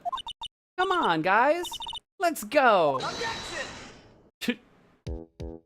Objection! Bruh. Yes, I can randomly yell butts. Absolutely can I. I arranged for I hope she'll be pleased to study under a top corner. As for me, this affair, I'm not clicking it. I pretty much ended my days at the prosecutor's office. Still, I'll manage to find my way back to the field somehow. Then I'll be able to investigate crimes together with Emma. Are we doing like a little post-credits, like, epilogue, such a thingy is happening right now?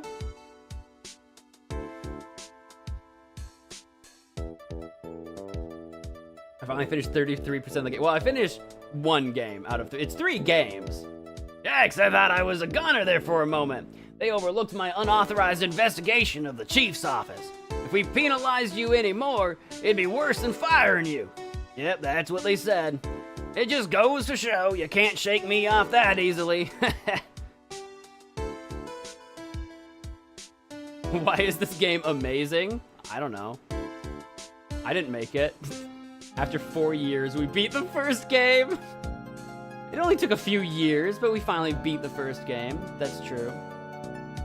And it'll take another 4 years to beat the second game. And then another 4 years for the third game. We'll see, guys. It's Meekins! My little mission! I don't remember what he sounds like. Is to guard the main entrance. Can you believe it?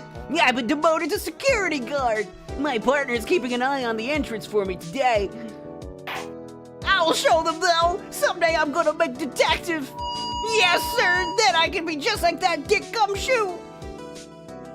I don't think that's true.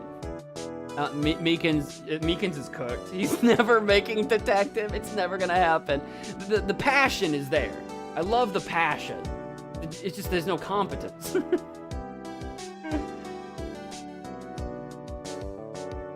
Oh, I thought the blue badger. No, the blue badger's not about to talk. No, screw off, blue badger. Get out of here. Get out of here. Go away. This isn't about you. What are we doing right now? I can also do that. Okay, there we go. Is Justice for All the second game? I don't know the name of the second game. I don't remember. The Ace Attorney was the blue badger we met along the way. What is it? Can't you see I'm having me a showdown? Miss Starman should sneak this into me. She's seeing one of the guards. Well, cowboy, it looks like you did it. You even gave Bambina back her smile. Can you make sure Billy and the gang get their water? I don't remember who. Oh, your cactuses, your cacti, your plants. They made his text go really fast. I had barely enough time to read them. Looks like we won't be seeing each other for a while. As a farewell gift, I put a new meal on the menu. The top layer tastes as bitter as defeat, but the bottom layer is as sweet as victory. Kids seem to dig the turnabout theme. It's a hot seller around exam time. Just make sure not to eat it backwards. Okay, how do I eat it backwards? It's a layer, right? You go top bottom. How do you eat that back? How do you do that? What does that mean? Good night, Austin.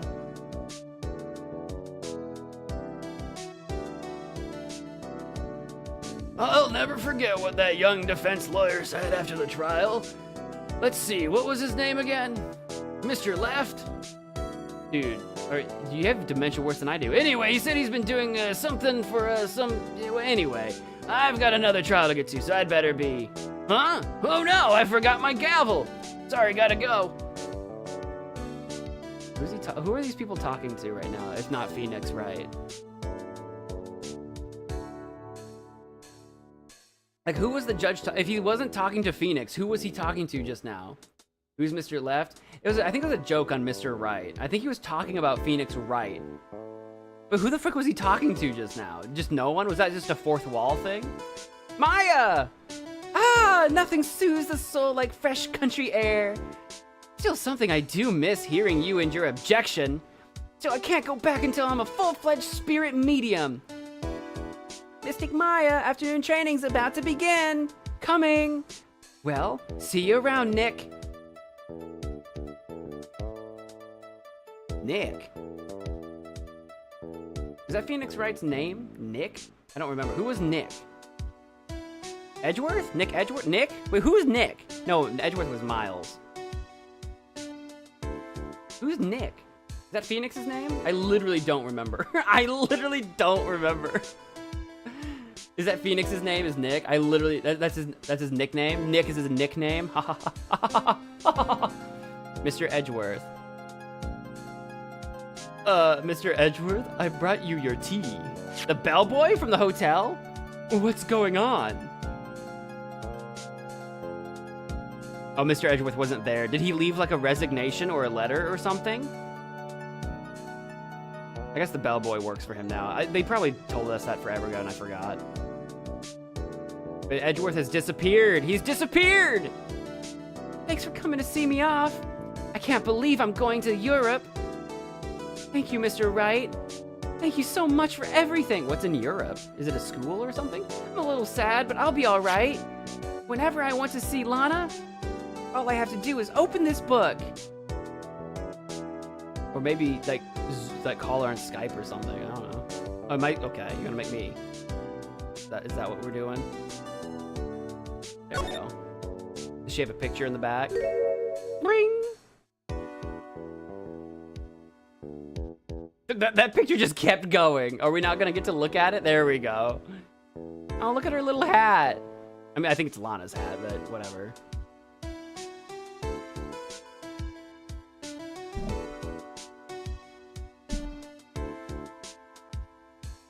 Capcom! Is that it? Is that everybody? But I want to hear from Butts! Where's my man Butts? Larry Butts! I got to hear from Meekins, but not Butts? I'm just kidding. We freaking did it, guys! We freaking did it! Can you believe it? That's the first game down of the trilogy. That's the first game of the trilogy done. Bunce got hit by lightning, he's dead. You'll hear from Butts if you keep playing.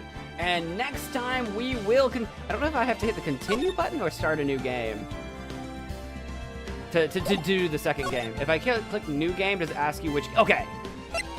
Yeah, Justice for All. We finished Phoenix Wright Ace Attorney. Next we'll be playing Phoenix Wright Ace Attorney Justice for All will be the next one that we do. What's the name of the third one? Trials and Tribulations. Anyway, we'll be doing the second game next. So I hope you guys look forward to that. That was fun. Gotta wait another 4 years. Another 4 years for me to finish, not another 4 years to start. No, we'll start, but then we'll only play it like once every 6 months. I can't believe how long it took us to finally actually beat the first game. I can believe it. I was there. But I can't believe how long it took us. It's crazy.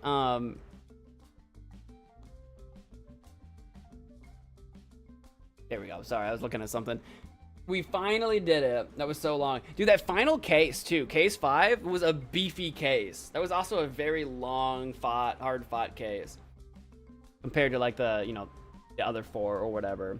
But we finally did it. We finally did it. Nightbot, hey, welcome to the end of the stream here. See the first case of Justice for All. I'm not even gonna click new game until I'm ready to start playing it. I'm not even gonna hop into it until it's time. I'm gonna leave it a complete mystery until it's time. I don't know when I'll start the next case. I don't know when.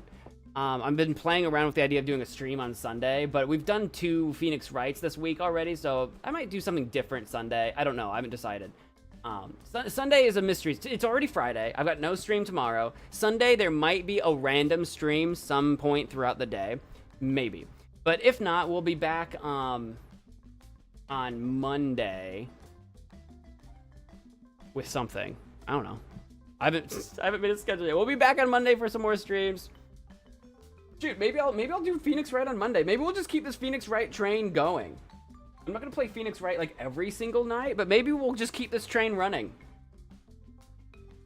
There are never enough Phoenix Wright streams. Never enough. Never enough. Necesitamos más directos de Phoenix Wright. I don't know. I made that up as I went. That's gonna do it for tonight's stream. If you guys enjoyed it, please hit that like button and do all of the things. That's my last CTA, right? Attorney Monday replaces Mazniak Monday. Well, I don't know if I'm not gonna make it an Attorney Monday because I might decide to play it more than just once a week. Yeah, that's right. You heard me. I don't want to have an Attorney Monday because then what if I want to also play it again on Tuesday or Thursday or something? Yeah, plot twist, right? So yeah, but yeah, we might be back on Monday and start the second game. Ooh, I know. Ooh.